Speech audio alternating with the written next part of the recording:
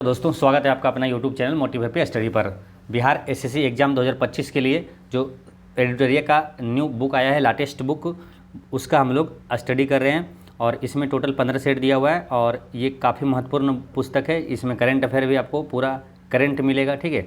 इसमें हम लोग 3 सेट का सोल्यूशन करवा चुके हैं और आज देखेंगे हम लोग चौथा सेट, है ना। तो सेट नंबर 4 का आज हम डिस्कशन करेंगे, ठीक है। काफ़ी महत्वपूर्ण प्रश्न रहता है और इससे रिलेटेड या तो आपको एग्जाम की दृष्टि से रिलेटेड या तो आपको प्रीवियस ईयर क्वेश्चन जो पूछा गया है उससे रिलेटेड जो भी अति महत्वपूर्ण प्रश्न है वो सब आपको यही इसी वीडियो में बताते हैं, ठीक है। तो इसलिए जो लोग नहीं देखें वो प्ले लिस्ट में जाकर जरूर सभी वीडियो देख लीजिएगा, ठीक है। तो चलिए शुरू करते हैं। पहला क्वेश्चन है, हेस का नियम ऊष्मागतिकी के किस सिद्धांत पे आधारित है। तो हेस का नियम ऊष्मागतिकी के पहला सिद्धांत पर ही आधारित है। ऑप्शन नंबर ए इसका करेक्ट आंसर हो गया। ऊष्मागतिकी का पहला सिद्धांत है क्या, तो ऊर्जा का ना तो निर्माण किया जा सकता है और ना ही नष्ट किया जा सकता है। ऊर्जा का केवल एक रूप से दूसरे रूप में रूपांतरण किया जा सकता है। ये है ऊष्मागतिकी का पहला नियम, ठीक है। और इसी नियम पर ये हेस का नियम आधारित है, ठीक है। ऊष्मागतिकी के नियम से अक्सर एग्जाम में बार बार क्वेश्चन पूछा जाता है, ठीक है। तो यहाँ पर उसका डिटेल से देखेंगे। देखिए, ऊष्मागतिकी का 4 मुख्य नियम है, ठीक है, जिसमें शून्यमा नियम है, पहला नियम, दूसरा नियम और तीसरा नियम, ये 4 नियम है, ठीक है। तो शून्यमा नियम क्या कहता है, यदि 2 ऊष्मागतिकी प्रणालियाँ किसी तीसरी प्रणाली के साथ तापीय संतुलन में है तो दोनों प्रणालियाँ एक दूसरे के साथ तापीय संतुलन में है, ठीक है। फिर से समझिए, देखिए, यदि 2 ऊष्मागतिकी प्रणालियाँ, जैसे कि ये है और ये है, ठीक है, ये 2 ऊष्मागतिकी प्रणालियाँ तीसरी के साथ अगर ये तापीय संतुलन में है, यहाँ अगर ये तीसरी के साथ ये दोनों अगर बैलेंस में है, तीसरी के साथ, ठीक है, मतलब तीसरी के साथ अगर ये तीसरा के साथ ये दोनों अगर बैलेंस में है तो कहने का मतलब कि ये दोनों भी बैलेंस में होगा, संतुलन में होगा, ठीक है। ये शून्यमा नियम। दूसरा नियम क्या है, एक पृथक प्रणाली की कुल एंट्रोपी में हमेशा समय के साथ वृद्धि होती है। एक पृथक प्रणाली की कुल एंट्रोपी में हमेशा समय के साथ वृद्धि होती है। इसमें एंट्रोपी क्या होता है, तो एंट्रोपी एक भौतिक राशि है जो सीधे मापी नहीं जाती बल्कि इस गणना द्वारा इसका मान निकाला जाता है, ठीक है। तो ये दूसरा नियम हो गया। तीसरा नियम क्या है, परम शून्य ताप पर, यानी कि परम शून्य ताप या तो 0 केल्विन पर एक पूर्ण क्रिस्टलीय पदार्थ की एंट्रोपी सदैव शून्य होती है। क्या होती है, सदैव शून्य होती है, ठीक है। तो ये आपका शून्यमा और पहला तो नियम आपको बता दिए थे कि ऊर्जा का ना तो निर्माण किया जा सकता है ना ही नष्ट किया जा सकता है, केवल उसका रूपांतरण होता है, ठीक है। तो ये चारों नियम है। इसमें आपको शॉर्टकट में मोटा मोटी याद क्या रखना है, डायरेक्ट क्वेश्चन आता है कि शून्यमा नियम किससे संबंधित है और पहला नियम किसकी संकल्पना करता है, तो ऐसे क्वेश्चन आ जाता है, ठीक है। तो डायरेक्ट देखिए, शून्यमा नियम जो है ताप की संकल्पना करता है। शून्यमा नियम जो है ताप की संकल्पना करता है। पहला नियम आंतरिक ऊर्जा की संकल्पना करता है और दूसरा नियम जो है एंट्रोपी की संकल्पना करता है। तो क्वेश्चन डायरेक्ट आ जाएगा कि दूसरा नियम जो है वो किससे संबंधित है, तो ये एंट्रोपी से है ना। दूसरा नियम एंट्रोपी की संकल्पना करता है, ठीक है। तो ये ध्यान रखना है। और पूछेगा ताप की संकल्पना ऊष्मागतिकी का कौन सा नियम करता है, तो शून्यमा नियम करता है, ठीक है। तो ऐसे याद रख लेना है। ऊष्मागतिकी की बात करें, ऊष्मा का इससे रिलेटेड कुछ इंपॉर्टेंट क्वेश्चन और भी आता है। ऊष्मा का एक क्वेश्चन ये आता है जैसे कि ठोस में ऊष्मा का स्थानांतरण ये किस विधि द्वारा होता है, तो ठोस में ऊष्मा का स्थानांतरण जो होता है वो चालन विधि द्वारा होता है, ठीक है। काफ़ी महत्वपूर्ण प्रश्न है, याद रखना है। ठोस में ऊष्मा का स्थानांतरण चालन विधि द्वारा होता है और द्रव और गैस में ऊष्मा का स्थानांतरण किस विधि द्वारा होता है, तो संवहन विधि द्वारा होता है। द्रव और गैस में ऊष्मा का स्थानांतरण संवहन विधि द्वारा होता है।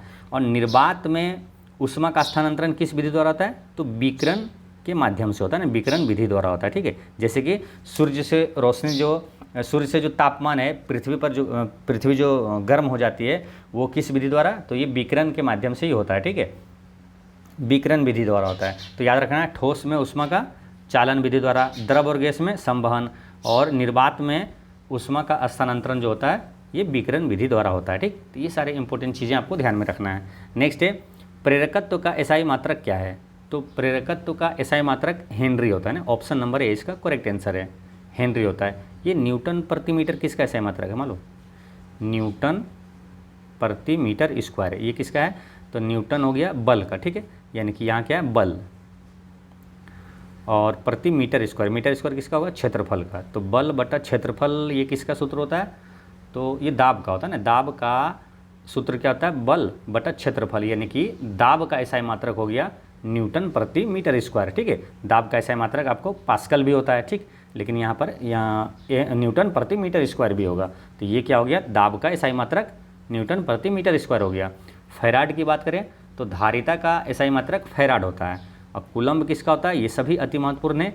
ये कूलम्ब है, विद्युत आवेश का एसआई मात्रक कूलम्ब होता है, ठीक है। मात्रक से भी प्रश्न पूछा जाता है, आपको सभी एग्जाम में देखा गया, प्रश्न आते रहता है, रेलवे हो, एसएससी हो, चाहे बिहार का कोई एग्जाम हो, मात्रक से क्वेश्चन आएगा, ठीक है। तो यहाँ पर मात्रक के बारे में थोड़ा देख लेंगे कि जो है मूल मात्रक कितना है? 7 है, ठीक है। 7 का एसआई मात्रक आपको जानना है। जैसे कि लंबाई है, मूल मात्रक है क्या क्या? तो आपको मालूम है कि लंबाई, द्रव्यमान, समय, विद्युत धारा, तापमान, ज्योति तीव्रता और पदार्थ की मात्रा, ये मूल मात्रक है। इसका सबका एसआई मात्रक आपको जानना है। तो लंबाई का एसआई मात्रक मीटर होता है, द्रव्यमान का किलोग्राम, समय का सेकंड, विद्युत धारा का एम्पियर, तापमान का केल्विन, ज्योति तीव्रता का कैंडेला, है ना। तापमान का केल्विन होता है, ध्यान रखना, ठीक। ज्योति तीव्रता का कैंडेला। अब पदार्थ की मात्रा का एसआई मात्रक क्या होता है? मोल होता है, ठीक। तो ये सभी आपको याद रखना है। चलिए नेक्स्ट क्वेश्चन है, निम्न कथनों में से कौन सा प्लास्टिसिटी के गुण को संदर्भित करता है? तो प्लास्टिसिटी के गुण को संदर्भित इसमें कौन करता है? तो प्लास्टिसिटी मतलब होता है क्या मालूम? देखिए, प्लास्टिसिटी से मतलब होता है कि किसी वस्तु के किसी भी आकार और आकृति में परिवर्तित हो जाने के गुण से है। जब किसी प्रत्यास्थ पदार्थ को उसकी प्रत्यास्थ सीमा से अधिक खींचा जाता है तो पदार्थ अस्थायी रूप से विकृत हो जाता है। इस अस्थायी विरूपण को प्लास्टिसिटी कहा जाता है ना। जब उसके क्या, जो सीमा से अधिक जब खींचेंगे ना तो अस्थायी रूप से विकृत हो जाएगा, यानी पावर्स फिर वो नहीं आएगा, ठीक है। तो ये इस विरूपण को क्या कहते हैं? प्लास्टिसिटी कहा जाता है। तो यहाँ पर आंसर क्या आ जाएगा? तो ऑप्शन नंबर यहाँ डी में दिया हुआ है, यह किसी सामग्री की तनाव की स्थिति में बिना टूटे अस्थायी विरूपण से गुजरने की क्षमता, है ना, जो उसकी क्षमता से उससे अधिक जब चला जाता है तो ये प्लास्टिसिटी कहलाता है। गुजरने की क्षमता जो है ये प्लास्टिसिटी कहलाता है ना। आंसर क्या हो गया? ऑप्शन नंबर डी इसका करेक्ट आंसर है। चलिए नेक्स्ट है, न्यूटन के गति के किस नियम को गैलीलियो का नियम भी कहा जाता है? ये क्वेश्चन हमेशा रिपीट होते रहता है, याद रखना, काफ़ी महत्वपूर्ण है न्यूटन का नियम, ठीक है, गति का नियम। तो न्यूटन के गति के नियम को देखिए, कुछ ऐसे प्रश्न होते हैं तो जो कि हल्का ही होता है, लेकिन आप रिवीजन नहीं करते हैं, लापरवाही करते हैं, तो वहाँ पर थोड़ा सी मिस्टेक के कारण आप जानते थे भूल गए, ऐसे हो जाता है, ठीक है। इसलिए सभी प्रश्न जो बार बार रिपीट होता है ना, जो क्वेश्चन पूछा जाता है उसको तो हमेशा रिवीजन करना है, रट के रखना है, ठीक है, ताकि किसी भी प्रकार से मिस्टेक ना हो एग्जाम में। न्यूटन के गति के किस नियम को गैलीलियो का? तो प्रथम नियम को गैलीलियो का नियम कहा जाता है। न्यूटन ने गति का कितना नियम दिया? ये भी प्रश्न पूछा गया, मालूम कितना नियम दिया? 3 नियम दिया, ठीक है। तो न्यूटन ने गति का 3 नियम दिया। तो कभी पूछेगा गति का नियम किसने दिया? तो न्यूटन ने दिया था। और तीनों नियम है क्या क्या, वो याद रखना है। तो पहला नियम क्या है? न्यूटन की गति का पहला नियम है कि जब कोई वस्तु गति में है तो गति में रहना चाहती है, या तो अस्थिर है तो अस्थिर में रहना चाहती है, जब तक उस पर कोई बाह्य बल ना लगे। ये न्यूटन के गति का पहला नियम है। दूसरा नियम क्या है कि दूसरा नियम बल, द्रव्यमान और वेग के गुणनफल के बराबर होता है, ठीक है। और तीसरा नियम क्या है? न्यूटन की गति का तीसरा नियम है कि हर क्रिया के विपरीत और समान दिशा में, है ना, मतलब विपरीत दिशा में और समान परिमाण में, विपरीत दिशा में हर क्रिया के विपरीत दिशा में और समान परिमाण में प्रतिक्रिया होती है। ये न्यूटन की गति का तीसरा नियम है, ठीक है।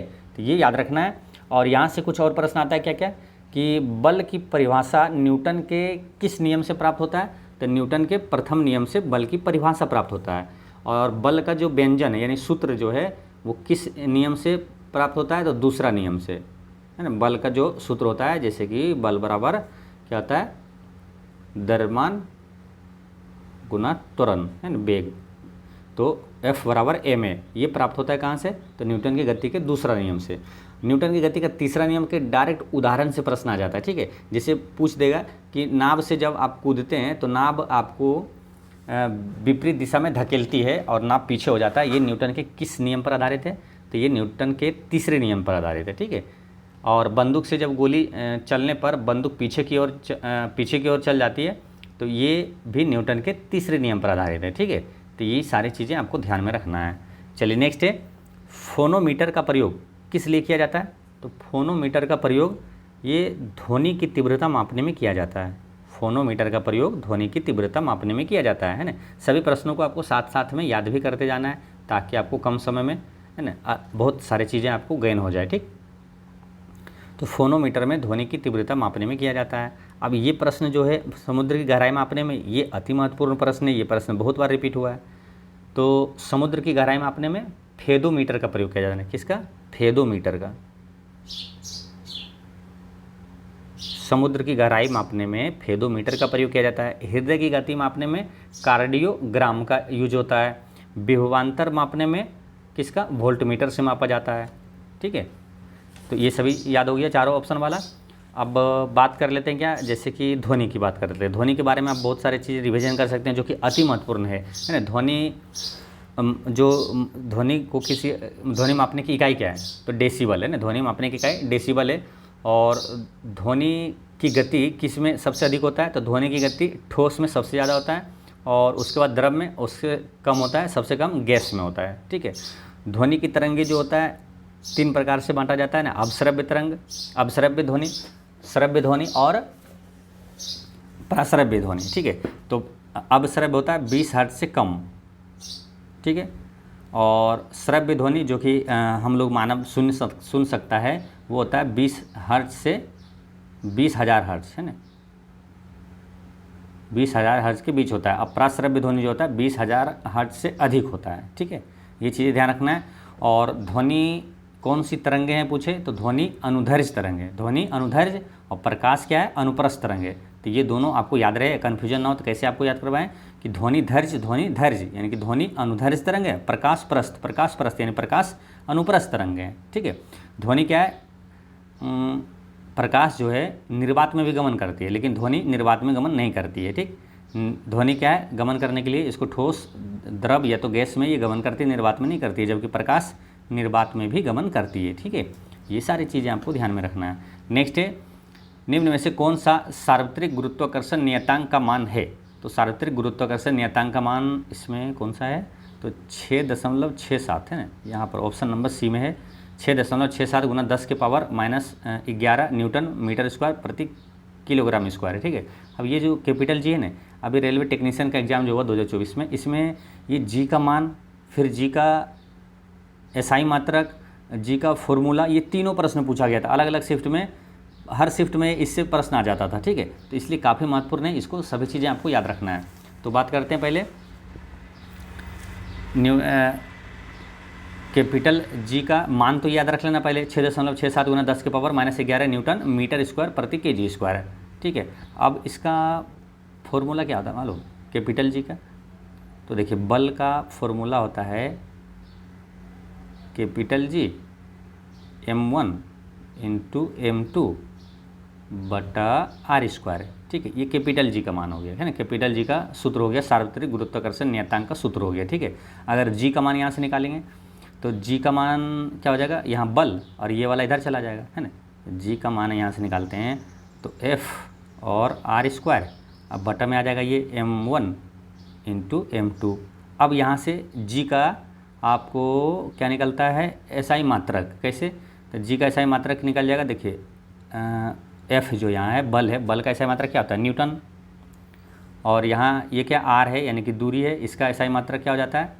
मीटर स्क्वायर, है ना। तो यहाँ पर न्यूटन मीटर स्क्वायर हो गया। अब बटन में क्या है? द्रव्यमान है ना, मास है m1 इंटू m2। तो यहाँ m1 m2 2 है, यानी कि के इंटू के जी, यानी के जी स्क्वायर हो जाएगा, ठीक है। तो अब यहाँ से देखिए ये निकल गया ना, न्यूटन मीटर स्क्वायर प्रति के जी स्क्वायर है, ठीक है। तो ये हो गया सार्वत्रिक गुरुत्वाकर्षण नियतांक, यानी कि कैपिटल जी का एसआई मात्रक न्यूटन मीटर स्क्वायर प्रति किलोग्राम स्क्वायर है, ठीक है। तो ये याद रखना है, ये सारी चीज़ें ध्यान में याद रखना है आपको, ठीक है। अब बात करते हैं क्या, जैसे आपसे पूछा गया है कैपिटल जी का मान, उसी प्रकार आएगा स्मॉल जी का मान। क्या होता है? 9.8 मीटर प्रति सेकेंड स्क्वायर है, ठीक है।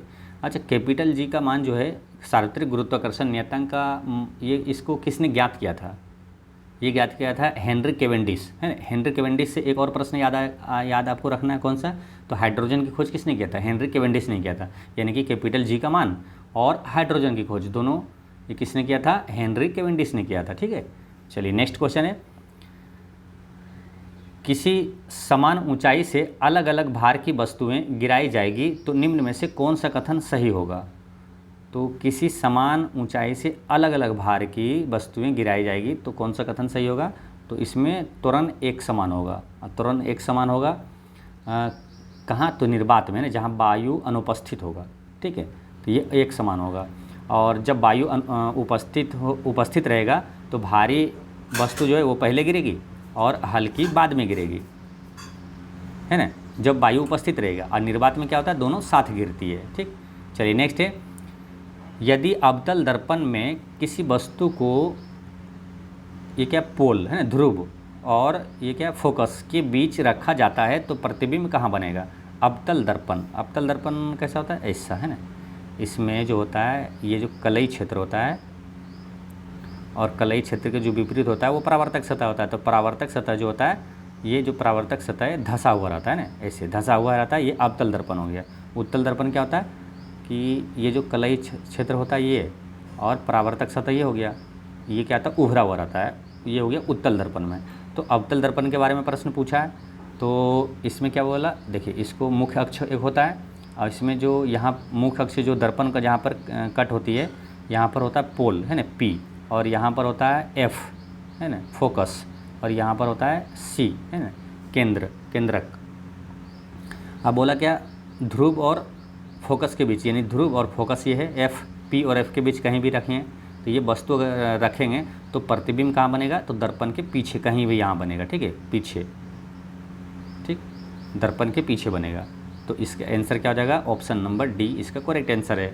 ठीक है, अब यहाँ से कुछ महत्वपूर्ण प्रश्न आ जाता है, ये भी क्या मालूम कि दर्पण में फोकस कहाँ होता है? तो ऑप्शन में रहता है मुख्य अक्ष पर। ठीक है, तो याद रखना है मुख्य अक्ष पर कौन कौन होता है? ध्रुव, फोकस और केंद्रक, ये सभी मुख्य अक्ष पर होता है। ठीक है, और जो फोकस है ये केंद्रक और ध्रुव के बीच में होता है। ठीक है, फोकस जो है केंद्रक और ध्रुव के बीच में होता है, यानी कि ऐसे लिख सकते हैं आप, केंद्रक यानी ये जो त्रिज्या है आर बराबर क्या लिख सकते हैं? फोकस का दुगना होगा, है ना, 2f। ठीक, ये चीज़ें आप न्यूमेरिकल बनाने में ये सब काम आता है। ठीक है, तो ये चीज़ें हो गया। और ये जो प्रतिबिंब बनेगा ये ना दर्पण के पीछे, वो प्रतिबिंब बनेगा कैसा? तो आभासी, सीधा और बड़ा बनेगा, है ना। तो देखिए ये दाहिने साइड जो है, राइट साइड जो होता है वो सीधा बनता है। ठीक है, तो ये राइट साइड पीछे बना, यानी कि ये राइट साइड हो गया, दाहिने साइड तो सीधा और आभासी, सीधा और बड़ा बनेगा। ठीक, चलिए नेक्स्ट क्वेश्चन है। अच्छा, अवतल दर्पण, ये जो क्वेश्चन आया ना, फोकस और ध्रुव के बीच रखा जाता है, प्रतिबिंब कैसा बनेगा? दर्पण के पीछे। यहाँ से दो प्रश्न और याद रखना है आपको, अति महत्वपूर्ण। क्या कि अवतल दर्पण में यदि वस्तु अनंत पर है, अवतल दर्पण में यदि वस्तु अनंत पर है तो प्रतिबिंब कहाँ बनेगा? फोकस पर बनेगा। ठीक, याद रखना है। यदि अवतल दर्पण में, क्वेश्चन बहुत इजी है, याद रहेगा तो आसानी से बन जाता है। ठीक है, यदि अवतल दर्पण में वस्तु अनंत पर रहे, ठीक है, ये अनंत पर रहे तो प्रतिबिंब बनेगा फोकस पर। ठीक है, और यदि फोकस पर रहे तो बनेगा प्रतिबिंब का अनंत पर। ठीक है, काफ़ी इजी क्वेश्चन है, लेकिन नहीं जानते हैं तो बहुत भारी लगता है। यहाँ पर दो प्रश्न आपको याद करवा रहे हैं, काफ़ी आसान है ना। देखिए, अवतल दर्पण में यदि वस्तु उल्टा कर देना है, सिंपल, जैसे कि यदि वस्तु फोकस पर रहेगा तो प्रतिबिंब अनंत पे बनेगा, यदि अनंत पर रहेगा तो प्रतिबिंब फोकस पे बनेगा। ठीक है, एक दूसरे को उल्टा, ये दोनों चीज़ें ध्यान रखना है। क्वेश्चन पूछ देगा यदि वस्तु फोकस पर है तो प्रतिबिंब कहाँ बनेगा? आपको आंसर लगाना है अनंत पे। यदि वस्तु अनंत पर है तो प्रतिबिंब कहाँ बनेगा? फोकस पे बनेगा। ठीक है, चलिए नेक्स्ट क्वेश्चन है, क्वेश्चन नंबर 9।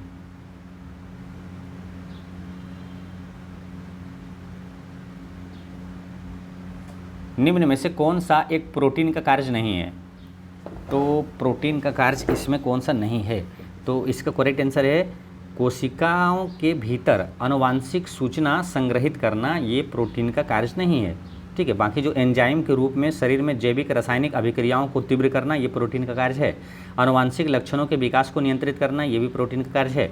कोशिका के आकार तथा आंतरिक संगठन को बनाए रखना, ये भी प्रोटीन का कार्य है, ठीक है। तो यहाँ पर आंसर क्या हो गया, ऑप्शन नंबर सी इसका यहाँ पर करेक्ट आंसर है, ठीक है। अब प्रोटीन काफ़ी महत्वपूर्ण है, एग्जाम की दृष्टि से बायोलॉजी से प्रश्न आता है, प्रोटीन से आता है, ध्यान रखना है। तो प्रोटीन से क्या क्या याद रखना है आपको कि प्रोटीन कितने अमीनो एसिड से मिलकर बना है, तो प्रोटीन 20 अमीनो अम्ल से मिलकर ये बना है, ठीक है। प्रोटीन का निर्माण कहाँ होता है, ये क्वेश्चन आता है तो राइबोसोम में होता है, या तो पूछे प्रोटीन का संश्लेषण कहाँ होता है, तो राइबोसोम में होता है, ठीक है।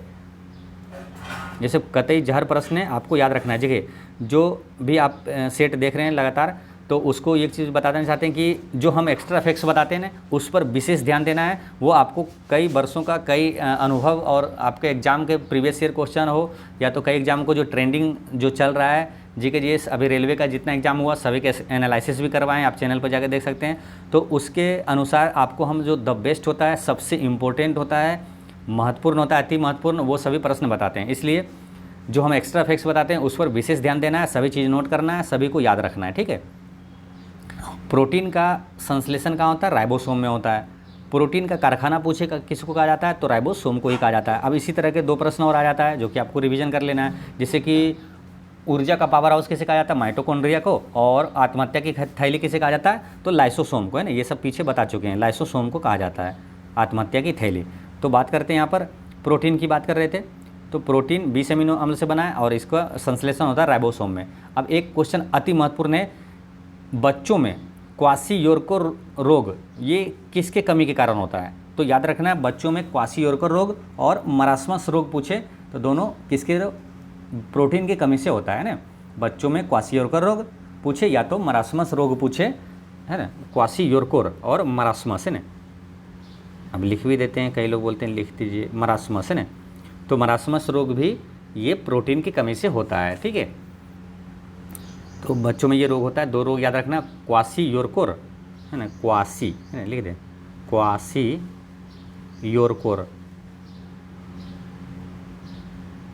क्वाशीयोरकोर रोग जो है ये प्रोटीन की कमी से होता है, ठीक है। अच्छा, अग्नाशय में कौन सा एंजाइम प्रोटीन का पाचन करता है, अग्नाशय में कौन सा एंजाइम प्रोटीन का पाचन करता है, तो कौन सा एंजाइम, तो ट्रिप्सिन था, है ना। आपको बताए थे पीछे कि एक था क्या था, लाइपेज, एक था एमाइलेज और एक था ट्रिप्सिन।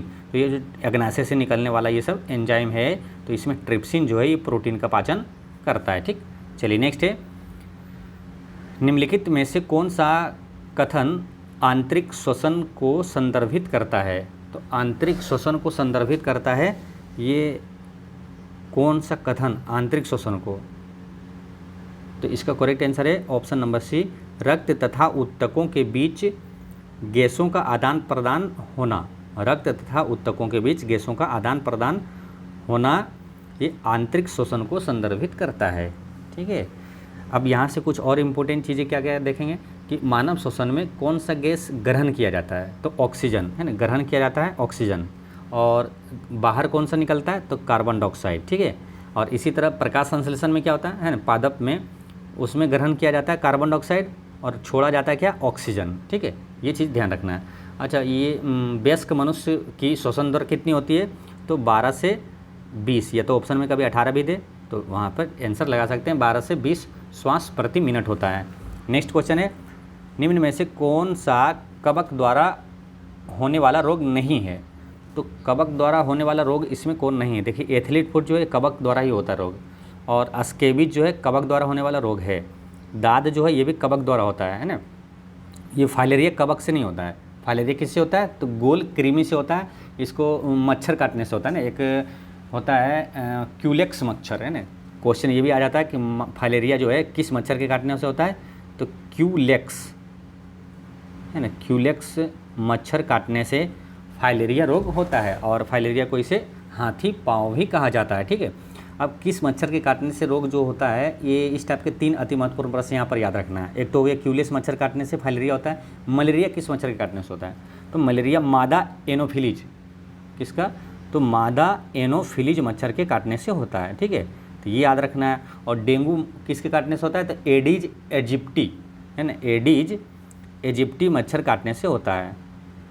एडीज एजिप्टी मच्छर के काटने से डेंगू रोग होता है, ठीक है, तो ये याद रखना है। अब यहाँ पर आया कवक, तो कवक का अध्ययन पीछे बताए थे, तो शैवाल और कवक दोनों का एक साथ याद रखना है। तो क्या बताए थे? एक शब्द याद करने बताए थे, साफ काम, इससे दोनों का याद रहेगा, है ना। शैवाल का अध्ययन फाइकोलॉजी और कवक का अध्ययन माइकोलॉजी, है ना। एक शब्द याद रखना आपको, क्या? साफ काम, यानी शैवाल का अध्ययन फाइकोलॉजी, साफ से हो जाएगा, और कवक का अध्ययन माइकोलॉजी, ठीक है। तो कवक का अध्ययन क्या कहलाता है? माइकोलॉजी कहलाता है। अच्छा, शैवाल और कवक से क्वेश्चन क्या आया था जो कि बहुत महत्वपूर्ण है? शैवाल और कवक का सहजीवी संबंध क्या कहलाता है? तो लाइकेन कहा जाता है ना। शैवाल और कवक का सहजीवी संबंध क्या होता है? लाइकेन होता है। लाइकेन ही है जो कि वायु प्रदूषण का सबसे अच्छा सूचक है। नेक्स्ट है, ग्रीन हाउस गैसों का मुख्य घटक क्या है? तो मुख्य घटक ग्रीन हाउस गैस तो ये भी है, कार्बन डाइऑक्साइड, मीथेन भी है, नाइट्रस ऑक्साइड भी है, यानी कि ऑप्शन नंबर डी इसका करेक्ट आंसर हो गया। और ग्रीन हाउस गैस से क्वेश्चन आता है, इसलिए और भी याद रखना क्या? कार्बन डाइऑक्साइड हो गया, मीथेन हो गया, नाइट्रस ऑक्साइड हो गया, और याद रखना आपको जलवाष्प याद रखना है, और ओजोन याद रखना है ना, O3। तो ये सभी क्या है? ग्रीन हाउस गैस का मुख्य घटक है। अब इसमें एक क्वेश्चन क्या आता है? देखिए, ग्रीन हाउस गैस में क्या होता है? पृथ्वी के जो तापमान है ना उसमें वृद्धि ला देता है, ठीक है। तो ग्लोबल वार्मिंग के लिए सबसे जिम्मेदार गैस कौन सा है? तो वो है कार्बन डाइऑक्साइड, ठीक है, CO2, carbon dioxide. Carbon dioxide की बात करें तो इस वायुमंडल में कितना प्रतिशत कार्बन डाइऑक्साइड पाया जाता है? 0.03%, ठीक है। और शुष्क बर्फ़ किसे कहा जाता है? तो ठोस कार्बन डाइऑक्साइड को शुष्क बर्फ़ कहा जाता है, ठीक है। और आग बुझाने में किस गैस का प्रयोग किया जाता है? कार्बन डाइऑक्साइड का प्रयोग किया जाता है। मीथेन की बात करें तो मीथेन के बारे में बता चुके हैं, बायोगैस का मुख्य घटक मीथेन होता है। प्राकृतिक गैस का मुख्य घटक मीथेन होता है। गोबर गैस का मुख्य घटक मीथेन होता है। और कोयले की खान में मीथेन पाया जाता है। धान के खेतों में मीथेन की प्रधानता होती है। और दलदली क्षेत्रों में सबसे ज़्यादा मीथेन पाया जाता है। मीथेन को मार्स गैस कहा जाता है। मीथेन का सूत्र CH4 होता है, ठीक है। बात करते हैं नाइट्रस ऑक्साइड का, तो इसका फॉर्मूला भी आपसे पूछ लिया जाता है, तो N2O होगा। नाइट्रस ऑक्साइड यही है, वो हंसाने वाली गैस है ना। हंसाने वाली गैस कौन सा है? नाइट्रस ऑक्साइड है ना, N2O। इसकी खोज किसने किया था? जोसेफ प्रिस्टले ने किया था, जिसने ऑक्सीजन की भी खोज किया था, है ना। ऑक्सीजन और नाइट्रस ऑक्साइड दोनों की खोज जोसेफ प्रिस्टले ने किया था, ठीक है। चलिए हम नेक्स्ट क्वेश्चन देखते हैं। यीस्ट में जनन किस विधि द्वारा होता है? ये काफ़ी महत्वपूर्ण है, कतई जहर प्रश्न है। बायोलॉजी से हार्ड प्रश्न में पूछा जाता है, ईस्ट में जनन किस प्रकार से होता है, अमीबा में कैसे होता है, हाइड्रा में कैसे होता है। ये सब क्वेश्चन आते रहता है ना, मतलब रिपीट होते रहता है, तो इसलिए ये सब काफ़ी महत्वपूर्ण प्रश्न है यहाँ पर, इसको याद रखना है।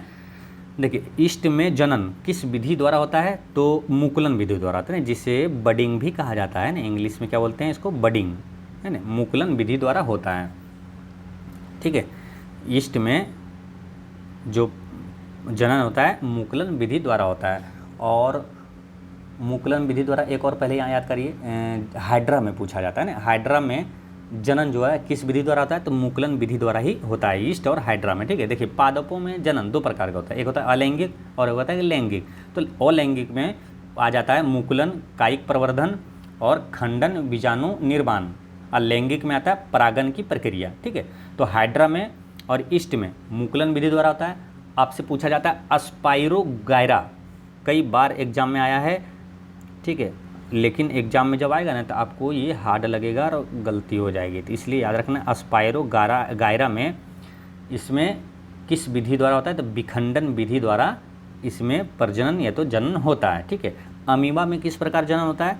तो अमीबा में याद रखना है, अमीबा में द्विविखंडन विधि द्वारा होता है। द्विविखंडन याद रखना है, इसमें द्वि महत्वपूर्ण है। देखिए, एक जगह मान के चलिए ऑप्शन में कभी दे देगा ना कि द्विविखंडन और द्विविभाजन, ठीक है। एक जगह ऑप्शन में दे देगा द्विखंडन, ठीक है। नहीं सॉरी, एक बार देगा ऑप्शन में क्या? खंडन। ऑप्शन में दिया रहेगा खंडन, आपको कंफ्यूज करने के लिए। और एक जगह दे देगा आपको द्विविभाजन, द्विविभाजन। तो आंसर क्या करना है? ये वाला ध्यान रखना, द्वि है ना। द्विखंडन रहेगा तो आंसर होता है, लेकिन सिर्फ खंडन दिया है तो ये आंसर नहीं होगा, द्विविभाजन वाला आंसर हो जाएगा, ठीक है। तो अमीबा में कैसा होता है? द्विविखंडन या तो द्विविभाजन, ये आंसर करना है, ठीक है। तो ये चीज़ें आपको याद में रखना है, ये सभी अति महत्वपूर्ण प्रश्न है, एक भी प्रश्न भूलना नहीं है, ठीक है। याद रखना है, एग्जाम में आए तो किसी भी कीमत पे छूटना नहीं चाहिए।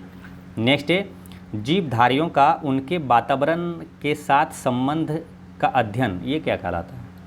तो ये बायोनोमिक्स है ना। ऑप्शन में यहाँ जिस तरह है दिया हुआ तो इसका यहाँ पर आंसर क्या हो जाएगा? बायोनोमिक्स। लेकिन इससे रिलेटेड सबसे ज़्यादा प्रश्न कौन सा आता है मालूम? इस टाइप के प्रश्न आते हैं कि जीव और वातावरण के बीच अध्ययन क्या कहलाता है? वो पारिस्थितिकी कहलाता है ना, इकोलॉजी। इकोलॉजी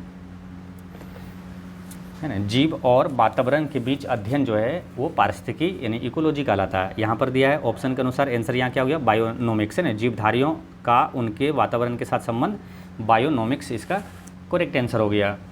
ठीक है, बायोनोमिक्स। अब यहाँ भी देखिए कन्फ्यूजन है, यहाँ पर एक जगह बायोनोमिक्स दिया है, एक बार यहाँ दिया बायोनिक्स दिया है। ठीक है, तो बायोनिक्स में क्या होता है? तो जैविक जगत में होने वाले कार्यों का अध्ययन होता है। जैविक जगत में होने वाले कार्यों का अध्ययन बायोनिक्स कहलाता है। और इथोलॉजी में क्या होता है? सभी जंतुओं के व्यवहार का अध्ययन इथोलॉजी में किया जाता है ना। और पेरिस्टोलॉजी में क्या होता है? तो परजीवी जीवों का अध्ययन कहलाता है ना। तो इसको नाम से याद रखना है, पेरास्टिलॉजी। पेरास्टी यानी कि परजीवी, पेरास्टी परजीवी, पेरास्टी परजीवी जीवों का अध्ययन पूछे, पेरास्टिलॉजी। ठीक, चलिए नेक्स्ट है रक्तदाब नियंत्रण किस ग्रंथि द्वारा होता है? रक्तदाब, देखिए इसमें ज़्यादातर प्रश्न बहुत महत्वपूर्ण नहीं है। अधिकतर देखते हैं इसमें जो क्वेश्चन सेट किया हुआ है सब बहुत अति महत्वपूर्ण है। ठीक है, बाकी जो महत्वपूर्ण नहीं रहेगा उसमें उससे रिलेटेड जो महत्वपूर्ण अति महत्वपूर्ण रहेगा वो हम आपको एक्स्ट्रा फैक्ट्स में बता रहे हैं। ठीक है, इसलिए आप सभी प्रश्नों को जो हम बताते हैं प्रश्न आपको सभी याद रखना है। तो रक्तदाब नियंत्रण किस ग्रंथि द्वारा होता है? तो ये होता है अधिवृक्क ग्रंथि द्वारा है ना। ऑप्शन नंबर ए इसका करेक्ट आंसर हो गया।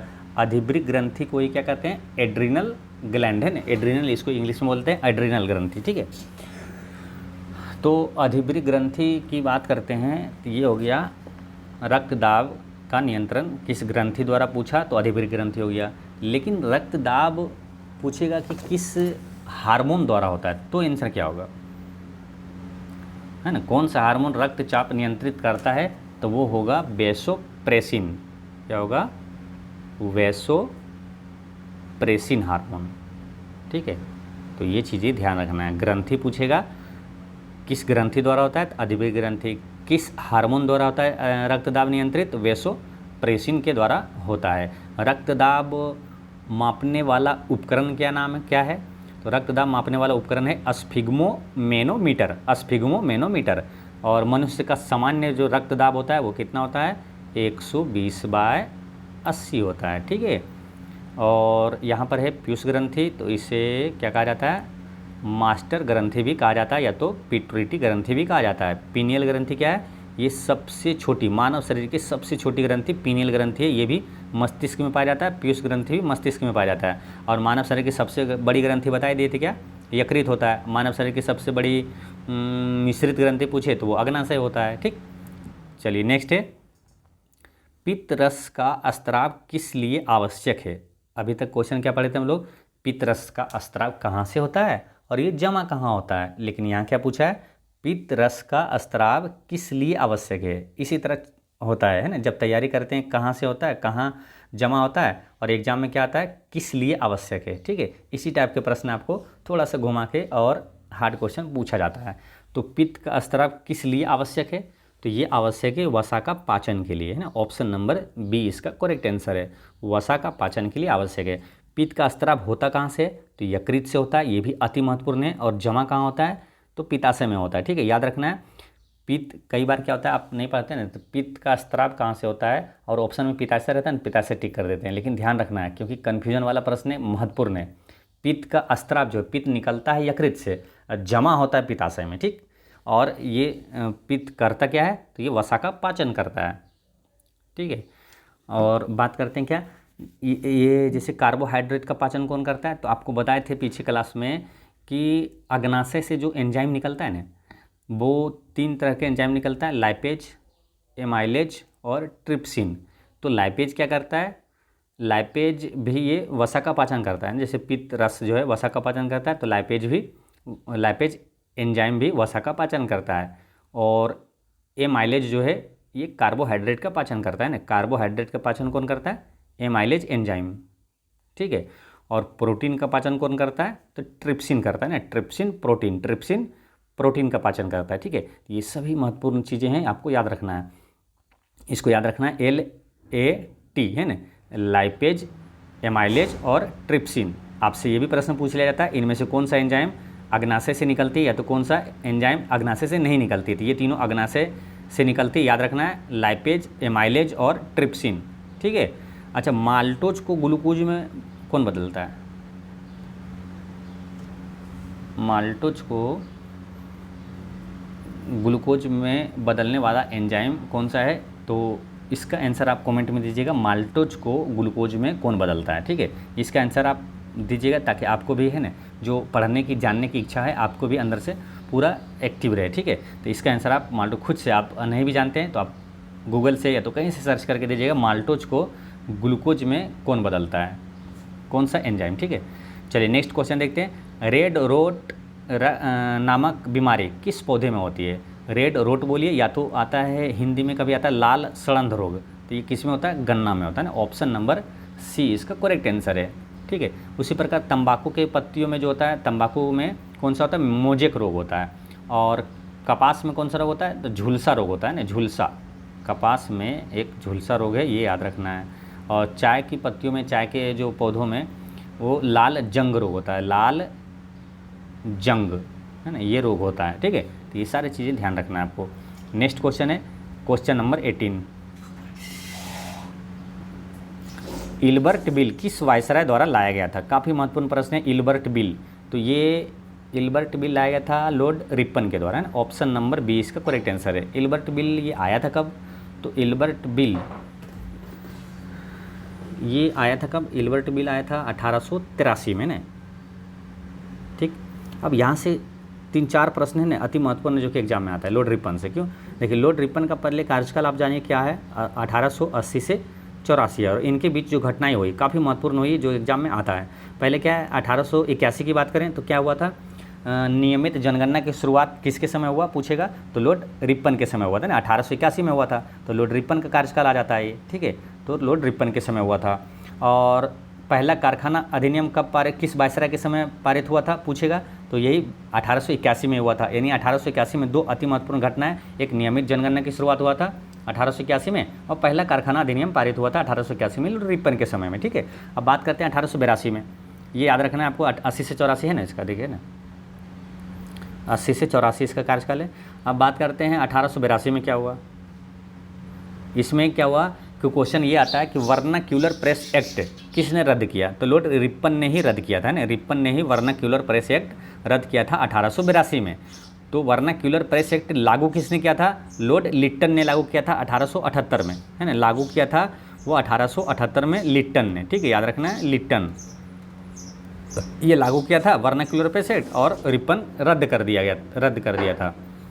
और एक क्वेश्चन आता है, स्थानीय स्वशासन का जनक किसे कहा जाता है? तो रिपन को कहा जाता है ना, स्थानीय स्वशासन का जनक, ठीक है। अब यहाँ पर कन्फ्यूजन वाला एक प्रश्न है, एक आता है क्या, अस्थाई बंदोबस्त का जनक। अस्थाई बंदोबस्त का जनक किसे कहा जाता है? अस्थाई बंदोबस्त जो है वो कहलाता है कार्नवालिस, है ना। अस्थाई बंदोबस्त का जनक है कार्नवालिस।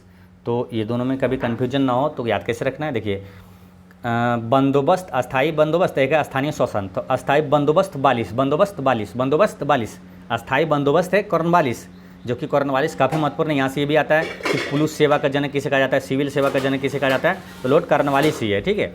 और अस्थाई बंदोबस्त का जनक कॉर्नवालिस है, और स्थानीय स्वशासन का हो जाएगा रिपन, ठीक है। चलिए नेक्स्ट क्वेश्चन है, 1937 के चुनाव में किस प्रांत में कांग्रेस की सरकार नहीं बनी थी? तो किस प्रांत में कांग्रेस की सरकार नहीं बनी थी? तो बंगाल में कांग्रेस की सरकार नहीं बनी थी। इसमें क्या हुआ था कि 1937 के चुनाव में असम, बंगाल, पंजाब, सिंध तथा उत्तर पश्चिमी सीमांत प्रांत छोड़कर शेष सभी प्रांतों में कांग्रेस की पूर्ण बहुमत मिला था, ठीक है। तो ये चीज़ ध्यान रखना है। अब चुनाव से रिलेटेड कुछ अति महत्वपूर्ण प्रश्न यहाँ पर आपको रिवीजन करवाते हैं। सांप्रदायिक निर्वाचन प्रणाली की शुरुआत कब हुई? 1909 में हुआ था। जो प्रश्न अति महत्वपूर्ण है, कई एग्जामों में पूछा गया है, जैसे एसएससी हो गया, रेलवे हो गया। और देखिए, जो पूछा हुआ प्रश्न है चाहे किसी भी एग्जाम को, वो काफ़ी महत्वपूर्ण होता है। अभी पिछले वाला बिहार पुलिस का जो एग्ज़ाम दिए होंगे उनको मालूम होगा, एसएससी जीडी का प्रश्न पूछा गया था और एसएससी सीपीओ का प्रश्न पूछा गया था, जो कि सेंट्रल लेवल वाला है ना। दिल्ली पुलिस का प्रश्न आ जाता है। तो जो भी प्रश्न पूछा हुआ है ना, चाहे कोई भी एग्जाम का, वो बहुत महत्वपूर्ण होता है, क्योंकि सिलेबस सबका एक रहता है। तो सेटर लोग क्या करते हैं, कोई भी पूछा हुआ प्रश्न बुक उठाता है, वहाँ से डाल देता है डायरेक्ट, ठीक है। तो इसलिए ध्यान रखना है प्रीवियस ईयर क्वेश्चन, और हम जो एक्स्ट्रा फैक्ट्स में बताते हैं वो सभी अति महत्वपूर्ण प्रश्न आता है, जो कि किसी न किसी एग्जाम में पूछा हुआ है, चाहे एसएससी हो, रेलवे हो, ताकि वो आपके एग्जाम में डायरेक्ट लड़ जाएगा, ठीक है। तो जो अति महत्वपूर्ण और जो बार बार रिपीट भी होता है, कई बार रिपीट होता है, जैसे सांप्रदायिक निर्वाचन प्रणाली की शुरुआत कब हुआ, 1909 में हुआ, ठीक है। प्रथम आम चुनाव कब हुआ था, 1951-52 में हुआ था। चुनाव और चुनाव आयोग से संबंधित भाग कौन सा है, तो भाग 15 है। अनुच्छेद कौन सा है, 324 से 29 तक जाता है, तो 324 याद रखना है, ठीक है। और भारत निर्वाचन आयोग की स्थापना कब हुआ था, भारत निर्वाचन आयोग की स्थापना कब हुआ था, तो 25 जनवरी 1950 में हुआ था, ठीक है। अब ये 25 जनवरी 1950 को जो भारत निर्वाचन आयोग की स्थापना हुआ था, इसीलिए इस डेट से ने एक अति महत्वपूर्ण प्रश्न आता है, क्या राष्ट्रीय मतदाता दिवस कब मनाया जाता है, तो 25 जनवरी, यहीं से आया डेट है ना, राष्ट्रीय मतदाता दिवस 25 जनवरी को मनाया जाता है, ठीक है।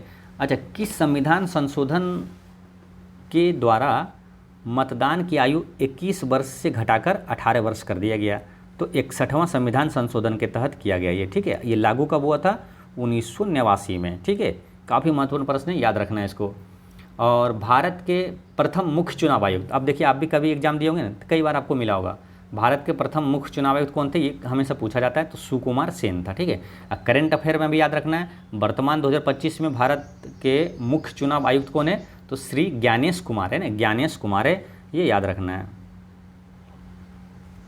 ज्ञानेश कुमार है ना। अभी वर्तमान में मुख्य चुनाव आयुक्त भारत का कौन है, ज्ञानेश कुमार है। चलिए नेक्स्ट क्वेश्चन देखते हैं, निम्नलिखित में से कौन कैबिनेट मिशन योजना का सदस्य नहीं था, तो पेंथिक लॉरेंस था, स्टेफर्ड क्रिप्स था, ये एबी एलेक्जेंडर ये था, ये नहीं था ना, ऑप्शन नंबर सी जो है बेबल, ये नहीं था, ठीक है। तो ये 3 व्यक्ति आए थे मुख्य रूप से कैबिनेट मिशन लेकर, तो ये पेंथिक लॉरेंस, स्टेफर्ड क्रिप्स और एबी एलेक्जेंडर।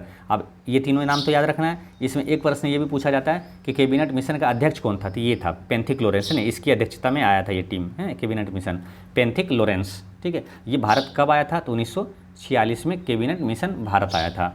नेक्स्ट है, भारत की स्वतंत्रता के समय ब्रिटेन में किस पार्टी की सरकार थी, तो ब्रिटेन में लेबर पार्टी की सरकार थी, ठीक है, लेबर पार्टी की सरकार थी। अब इस टाइप के प्रश्न आता है, जो 2-3 प्रश्न है अति महत्वपूर्ण, यहाँ पर याद रखना है। क्या क्या, देखिए भारत की स्वतंत्रता के समय ब्रिटेन में किस पार्टी की, तो लेबर पार्टी हो गया। स्वतंत्रता के समय ब्रिटेन का प्रधानमंत्री कौन था, तो वो था क्लीमेंट एटली, है ना, क्लीमेंट एटली। अच्छा, भारत छोड़ो आंदोलन के समय जो 1942 में हुआ था, उस समय ब्रिटेन के प्रधानमंत्री कौन था, विंस्टन चर्चिल, है ना, विंस्टन चर्चिल वही है जिसने गांधी जी को अर्धनग्न फकीर कहा था। एक आता है 1857 का जो क्रांति हुआ था, उस समय ब्रिटेन के प्रधानमंत्री कौन था, तो वो था पाम अस्टर्न, कौन था, पाम अस्टर्न, ठीक है। तो ये सभी अति महत्वपूर्ण, याद रखना है आपको। नेक्स्ट है, पुर्तगालियों की राजधानी कोचीन से गोवा कब स्थानांतरित की गई थी, तो कोचीन से गोवा ये कब स्थानांतरित हुई थी, तो ये हुआ था 1530 में हुआ था ना, ऑप्शन नंबर डी इसका करेक्ट आंसर है। अब यहाँ से कौन कौन सा अति महत्वपूर्ण प्रश्न आता है, देखिए जिस चैप्टर से जो भी अति महत्वपूर्ण प्रश्न है वो पूरा चैप्टर आपको अच्छे से बता देंगे, ठीक है, जो जो प्रश्न आता है। तो आकि आपको जो कहीं आप पेड क्लास भी करते हैं ना, तो वो उसका निचोड़ हम यहाँ आपको बता देंगे, पूरा रिवीजन भी हो जाएगा, और जो नहीं भी किए हैं उसका भी कंप्लीट कोर्स हो जाएगा। इस तरफ से, इस टाइप से समझिए कि आपको क्रैश कोर्स 2 महीने में हो जाएगा, ठीक है। तो पुर्तगालियों की राजधानी कोचीन से गोवा कब स्थानांतरित हुई थी, 1530 में। अब यहाँ से क्या क्या प्रश्न आपको जब पढ़ते हैं ना, क्लास करते हैं, तो क्या क्या पढ़ाया जाता है वहाँ, कि भारत आने वाला प्रथम यूरोपीय देश कौन था, तो प्रथम यूरोपीय देश था पुर्तगाल, ठीक है, कौन था, पुर्तगाल था। भारत आने वाले यूरोपीय लोगों का सही क्रम क्या था, तो पहले आया था पुर्तगाली, उसके बाद डच, उसके बाद अंग्रेज, उसके बाद डेनिश, उसके बाद फ्रांसीसी, ठीक है, ये आया था। इसका क्रम है, कई बार क्रम आपसे पूछ लिया जाता है, पुर्तगाली, डच, अंग्रेज, डेनिश और फ्रांसीसी। तो सबसे पहले भारत कौन आया था, तो पुर्तगाली आया था। और प्रथम पुर्तगाली यात्री कौन था, तो वो था वास्को डी गामा। कब आया था, 1498 में, ठीक है, कब आया था, 1498 ईस्वी में आया था। वास्को डी गामा का काली कट पर स्वागत किसने किया था, जमोरिन ने किया था, ठीक है। कालीकट पर, केरल के कालीकट पर वास्को डी गामा का स्वागत जमोरिन ने किया था, है ना, जमोरिन, ठीक है, जमोरिन ने किया था। अब बात करते हैं क्या, भारत में पुर्तगालियों ने अपना पहला कारखाना कहाँ स्थापित किया था, तो केरल के कोचीन में पहला कारखाना स्थापित किया था, ये पुर्तगालियों ने कोचीन में, ठीक है। और अंग्रेज और फ्रांस का याद रखना है, सूरत में किया था दोनों, है ना। अंग्रेजों ने कहाँ किया पूछे, या तो फ्रांसीसी ने कहाँ किया था, तो पहला कारखाना सूरत में स्थापित किया था। अब दो अति महत्वपूर्ण प्रश्न यहाँ पर और बताते हैं, है ना। गोवा को किस वर्ष पुर्तगालियों से स्वतंत्रता मिली थी, 1961 में मिला था। गोवा को पुर्तगालियों से, है ना, कब आज़ाद कराया गया, तो 1961 में।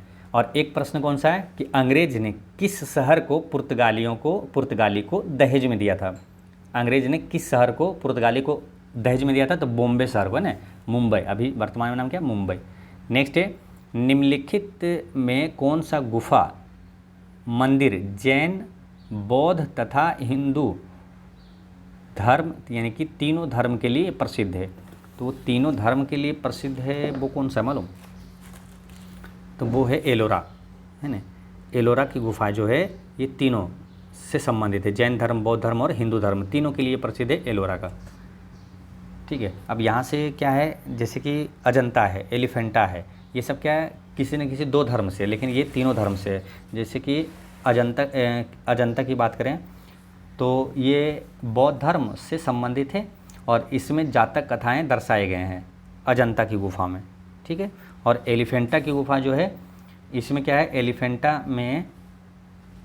एलिफेंटा की गुफा जो है ये हिंदू धर्म और बौद्ध धर्म ये दोनों से संबंधित है ना। एलिफेंटा जो है हिंदू धर्म और बौद्ध धर्म ये दोनों से संबंधित है और राष्ट्रकूटों द्वारा इसका निर्माण करवाया गया था, ठीक है। तो और एक चीज़ इंपॉर्टेंट चीज़ यहाँ पर क्या है मालूम, जैसे डायरेक्ट क्वेश्चन आता है कि अजंता की गुफा है कहाँ, तो याद रखना अजंता की गुफा, एलोरा की गुफा और एलिफेंटा की गुफा ये तीनों महाराष्ट्र में हैं, ठीक है, ये याद रखना है। अब यहाँ से एक प्रश्न क्या आ जाएगा, जैसे एलोरा का कैलाश मंदिर का निर्माण किसने करवाया था, तो राष्ट्रकूटों ने करवाया था। राष्ट्रकूट शासक कौन था, वो कृष्ण प्रथम ने करवाया था, ठीक है, एलोरा का कैलाश मंदिर। अब कन्फ्यूजन ना कर दे आपको, इसलिए ये भी याद रखना है, एक है कांचीपुरम का कैलाश मंदिर, उसका निर्माण किसने करवाया था, नरसिंह वर्मन द्वितीय ने करवाया था, ठीक है। आपको बताए थे कि एक एलोरा का कैलाश मंदिर जो कि महाराष्ट्र में है कृष्ण प्रथम, और जो दूसरा यानी कि कांचीपुरम का कैलाश मंदिर जो कि तमिलनाडु में है उसका निर्माण किसने करवाया था, तो नरसिंह वर्मन द्वितीय ने करवाया था, ठीक है। और रही बात खजुराहो, यहाँ से कोई पिछले बार एनटीपीसी का एग्जाम हुआ था, क्या क्या प्रश्न आया था मालूम, दो प्रश्न यहाँ से आया था। खजुराहो का मंदिर ये कहाँ है, तो मध्य प्रदेश में, ठीक है, छतरपुर में, मध्य प्रदेश के छतरपुर में, खजुराहो में, छतरपुर के खजुराहो में खजुराहो का मंदिर है, ठीक है। इसका निर्माण किसने करवाया था, तो चंदेलों ने करवाया था ना, चंदेल राजाओं ने करवाया था। और एक प्रश्न आया था क्या कि कंदरिया महादेव का मंदिर कहाँ है, तो ये खजुराहो में ही है ना, खजुराहो परिसर में ही कंदरिया महादेव का मंदिर है, ठीक है। तो ये याद रखना है, खजुराहो का मंदिर कहाँ है, तो मध्य प्रदेश, और कंदरिया महादेव का मंदिर कहाँ है, तो वो खजुराहो में है, ठीक। चलिए नेक्स्ट है, विश्व का पहला गणतंत्र वैशाली में किसके द्वारा स्थापित किया गया। अब ये क्वेश्चन क्या बीपीएससी में कई बार आया है ना, कि विश्व का प्रथम गणतंत्रात्मक व्यवस्था कहाँ थी, तो वैशाली में, ठीक, ऐसे क्वेश्चन आया था। तो वैशाली में किसके द्वारा स्थापित की गई थी, तो ये लिच्छवी के द्वारा किया गया था, है ना, ऑप्शन नंबर 20 का करेक्ट आंसर है। और बात करते हैं वैशाली की ही बात करें पहले, तो वैशाली से और कौन सा प्रश्न आता है, तो वैशाली से कौन सा आएगा, महावीर स्वामी का जन्म कहाँ हुआ था, वैशाली के कुंडग्राम में हुआ था। दूसरी बौद्ध संगीति कहाँ हुआ था, तो वैशाली में ही हुआ था, है ना। पहले कहाँ हुआ था, राजगीर में, दूसरा बौद्ध संगीति वैशाली में, तीसरा पाटलिपुत्र, चौथा कश्मीर के कुंडलवन में, ठीक है। तो दूसरा वैशाली से 3 प्रश्न हो गया। प्रथम गणतंत्र व्यवस्था, महावीर स्वामी का जन्म वैशाली, दूसरी बौद्ध संगीति कहाँ हुआ, वैशाली में, वैशाली में प्रथम गणतंत्र स्थापित किसने किया था, तो लिच्छवी ने किया था, ठीक है। अब यहाँ पर है नंद वंश का संस्थापक कौन था, तो महापदम नंद, है ना, नंद वंश का संस्थापक महापदम नंद। मौर्य वंश का संस्थापक चंद्रगुप्त मौर्य। और हर्यक वंश का संस्थापक कौन था, बिंबिसार, है ना, बिंबिसार ये हर्यक वंश का संस्थापक था, है ना। बिंबिसार एक अलग है, एक है बिंदुसार, बिंदुसार वो अलग है, वो अशोक का पिता है, चंद्रगुप्त मौर्य का पुत्र था बिंदुसार, बिंदुसार का पुत्र था अशोक, ठीक। चलिए नेक्स्ट क्वेश्चन देखते हैं, निम्नलिखित युग्मों में से कौन सा सुमेलित नहीं है, तो ये पुस्तक का नाम है मालूम, हिंद स्वराज, इसके लेखक कौन है, गांधी जी। यहाँ पर क्या लिखा है, जवाहरलाल नेहरू, यही तो गलत है ना, ऑप्शन नंबर ए इसका करेक्ट आंसर हो जाता है, ये गलत है, सुमेलित नहीं है। तो हिंद स्वराज के लेखक कौन है, तो गांधी जी है ना, Mahatma Gandhi. India wins freedom के लेखक कौन है, तो आप अगर इस चैनल पर होंगे तो आपको याद होगा। क्या इसे याद करवाए थे? इंडिया विंस फ्रीडम, फ्रीडम मतलब क्या था? आज़ाद। तो आज़ाद कहाँ है? यहाँ है ना, मौलाना अबुल कलाम आज़ाद, इसको टिक कर देना, ठीक है। कभी मिलाने वाला भी रहेगा, ध्यान रखना इससे। इंडिया विंस फ्रीडम, फ्रीडम मतलब आज़ादी है ना, आज़ाद। तो मौलाना अबुल कलाम आज़ाद की ये पुस्तक है। इंडियन स्ट्रगल के लेखक कौन है? तो सुभाष चंद्र बोस है, ठीक है। अनहैप्पी इंडिया के लेखक कौन है? लाला लाजपत राय है। ये भी आपको कन्फ्यूजन ना हो कभी और हमेशा याद हो जाए, भूल भी जाए तो आपको ऑप्शन देख के याद हो जाए। कैसे याद करवाए थे? Unhappy India. तो जो साइमन कमीशन भारत आया था 1928 में, तो साइमन कमीशन का नेतृत्व किसने किया था? विरोध का, साइमन कमीशन के विरोध का नेतृत्व किसने किया था? तो लाला लाजपत राय ने ही किया था, ठीक है। और लाला लाजपत राय को फिर क्या हुआ? पुलिस ने इनको डंडे से बहुत मारा था, तो बाद में इनकी मृत्यु हो गई थी। तो जब इनको मारा था तो बाद में इनकी मृत्यु हो गई, तो क्या हुआ? इंडिया क्या हुआ? अनहैप्पी हो गया है ना। जब इनकी मृत्यु हो गई तो अनहैप्पी इंडिया हो गया था। तो अनहैप्पी ऐसे रिलेट कर लेना तो याद रहेगा। तो अनहैप्पी इंडिया के लेखक कौन थे? लाला लाजपत राय। अच्छा, साइमन कमीशन का विरोध किस लिए किया गया? तो वो किया गया था क्योंकि उसमें एक भी भारतीय शामिल नहीं था, ठीक है। तो ये ध्यान रखना है। चलिए नेक्स्ट क्वेश्चन देखते हैं। पानीपत का तृतीय युद्ध और इसमें मिलान करना है, ठीक है। तो तृतीय युद्ध मालूम है आपको 1761 में हुआ था। और सबसे आसान इसमें क्या है? तराइन का प्रथम युद्ध और दूसरा युद्ध है ना। प्रथम युद्ध हुआ था 1191 में, दूसरा युद्ध हुआ था 1192 में। तो बच गया कौन? हल्दी घाटी। तो हल्दी को यहाँ मिला दीजिए 1576 में, ठीक है।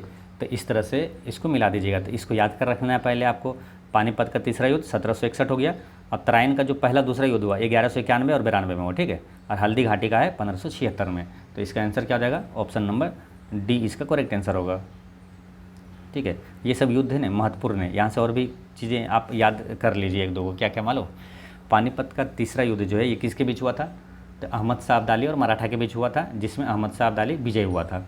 तराइन का प्रथम युद्ध किसके बीच हुआ? पृथ्वीराज चौहान और मोहम्मद गौरी के बीच हुआ था। और तराइन का दूसरा युद्ध भी पृथ्वीराज चौहान और मोहम्मद गौरी के बीच ही हुआ था। तो तराइन का प्रथम युद्ध में पृथ्वीराज चौहान विजय हुआ और दूसरा युद्ध में मोहम्मद गौरी विजय हो गया था, ठीक है।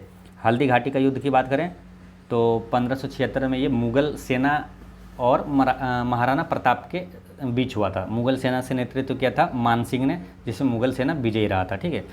अच्छा, एक युद्ध और आता है यहाँ, तालीकोटा का युद्ध है ना। जैसे हल्दी घाटी का युद्ध है, तालीकोटा का युद्ध कन्फ्यूजन करता है अभी आप कभी आपको, तो याद रखना है तालीकोटा का युद्ध कब हुआ था? तो 1565 में हुआ था, ठीक है। याद थोड़ा सा रिलेट कैसे करना है? तालीकोटा का युद्ध यानी कि ताली दो हाथ से बजती है, यानी कि 2 5 यहाँ पर रहेगा ना। देखिए 1565 है ना, 2 5 से थोड़ा सा हिंट मिलेगा ना। ताली दोनों हाथ से बजती है यानी कि 2 5, 1565। तालीकोटा का युद्ध हुआ था 1565 में, ठीक। चलिए नेक्स्ट क्वेश्चन है, सिख धर्म के पवित्र ग्रंथ आदि ग्रंथ का संकलन कब किया गया था? तो आदि ग्रंथ का संकलन किया गया था 1604 ईस्वी में। सिख धर्म से यहाँ पर 4 अति महत्वपूर्ण प्रश्न है जो कि एग्जाम में बार बार आता है। कौन कौन सा मालूम? एक, गुरु नानक देव का जन्म कब हुआ था और कहाँ हुआ था, ये पूछा जाता है। और एक गुरु गोविंद सिंह का, जो कि अपने बिहार में उनका जन्म हुआ, पटना सिटी में, उनका जन्म कहाँ हुआ और कब हुआ, ये पूछा जाता है, ठीक है। तो पहले यही दोनों ध्यान रखेंगे। तो गुरु नानक, सिख धर्म के संस्थापक कौन थे? गुरु नानक देव, ठीक। गुरु नानक देव का जन्म कब हुआ था? 1469 में हुआ था। कहाँ हुआ था? तो तलवंडी में हुआ था, जिसका नाम अभी ननकाना साहिब है, पाकिस्तान में अभी, ठीक। तो गुरु नानक का जन्म हो गया 1469, और कहाँ हुआ था? तो तलवंडी ऑप्शन में दे या तो ननकाना साहिब दे, ठीक है। गुरु गोविंद सिंह की बात करें तो 1666 में इसका जन्म हुआ था ना, 1666 में इनका गुरु गोविंद सिंह का जन्म हुआ था। कहाँ? पटना सिटी में हुआ था, जो कि पटना साहिब अभी नाम है ना, पटना सिटी स्टेशन जो है, तो वहीं पर गुरुद्वारा भी है। तो पटना सिटी में इनका गुरु गोविंद सिंह का जन्म हुआ था, ठीक है। और क्या बात करें यहाँ पर, अमृतसर की शहर की स्थापना किसने किया था मालूम? अमृतसर शहर की नींव किसने डाली? तो चौथा गुरु थे वो गुरु रामदास, ठीक है। और ये जो आदि ग्रंथ है इसकी रचना किसने किया था? तो 5वें गुरु थे गुरु अर्जुन देव, ठीक है। और 2 प्रश्न और याद रखने यहाँ पर कि अर्जुन देव की हत्या किसने करवाया था? तो जहांगीर ने। और गुरु तेग बहादुर की हत्या किसने करवाया था? तो औरंगजेब है ना, मुगल शासक औरंगजेब ने करवाया था। ये दोनों में अभी कन्फ्यूजन ना हो कभी, तो ऐसे ध्यान रखना है। जैसे कि कभी क्या है कि अर्जुन देव की हत्या किसने करवाया था, आपको ऑप्शन में जहांगीर भी रहता है औरंगजेब भी रहता है, तो आपको कन्फ्यूजन है औरंगजेब करवाया तो जहांगीर करवाया, तो इसको ऐसे रिलेट करिएगा। देखिए गुरुओं का जो क्रम है तो उसमें 5वें है, पहले आया अर्जुन देव है ना 5वां क्रम पे, उसके बाद है ना तेग बहादुर। तो उसी प्रकार जो मुगल का शासक जो क्रम, पहले जहांगीर है, उसके बाद है औरंगजेब, ठीक है। तो और अर्जुन देव की हत्या जहांगीर ने करवाया था, और गुरु तेग बहादुर जो 9वें गुरु है उसकी हत्या करवाया था औरंगजेब ने, ठीक। चलिए नेक्स्ट क्वेश्चन है, खुली श्रृंखला वाले हाइड्रोकार्बन में कार्बन कार्बन जो डबल बॉन्ड है ये क्या कहलाता है? तो डबल बॉन्ड वाला कहलाएगा एल्किन, है ना, डबल बॉन्ड वाला एल्किन कहलाता है। और जो एकल बंध है ना, सिंगल बॉन्ड है, वो क्या कहलाएगा? एल्केन। ठीक है, याद रखना है, सिंगल बॉन्ड वाला एल्केन, डबल बॉन्ड वाला एल्किन, और ट्रिपल बॉन्ड वाला क्या कहलाएगा? तो कार्बन कार्बन कार्बन के बीच जो त्रिबंध है वो कहलाएगा एल्काइन, है ना, क्या कहलाएगा? एल्काइन, है ना, ऑप्शन नंबर बी एल्काइन। ठीक है, तो याद रखना है, देखिए सिंगल बॉन्ड वाला एल्केन, डबल एल्किन, और ट्रिपल बॉन्ड वाला एल्काइन। तो यहाँ पर डबल बॉन्ड वाला पूछा था, तो डबल बॉन्ड वाला आंसर क्या हो गया था? डबल बॉन्ड वाला एल्किन हो गया ना, डबल बॉन्ड वाला एल्किन। ठीक है, तो इसको ध्यान रखना है। फिर से समझिए, सिंगल बॉन्ड वाला है एल्किन, इसको ऐसे समझिए, सिंगल बॉन्ड वाला, सिंगल बॉन्ड वाला क्या है?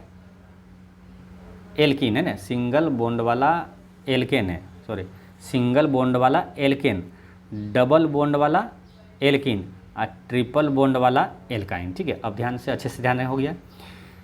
फिर समझिए, एल्केन हो गया सिंगल बॉन्ड, कार्बन कार्बन के बीच एकल बंध जो है वो एल्केन कहलाएगा, देखिए यहाँ दिया हुआ है साइन।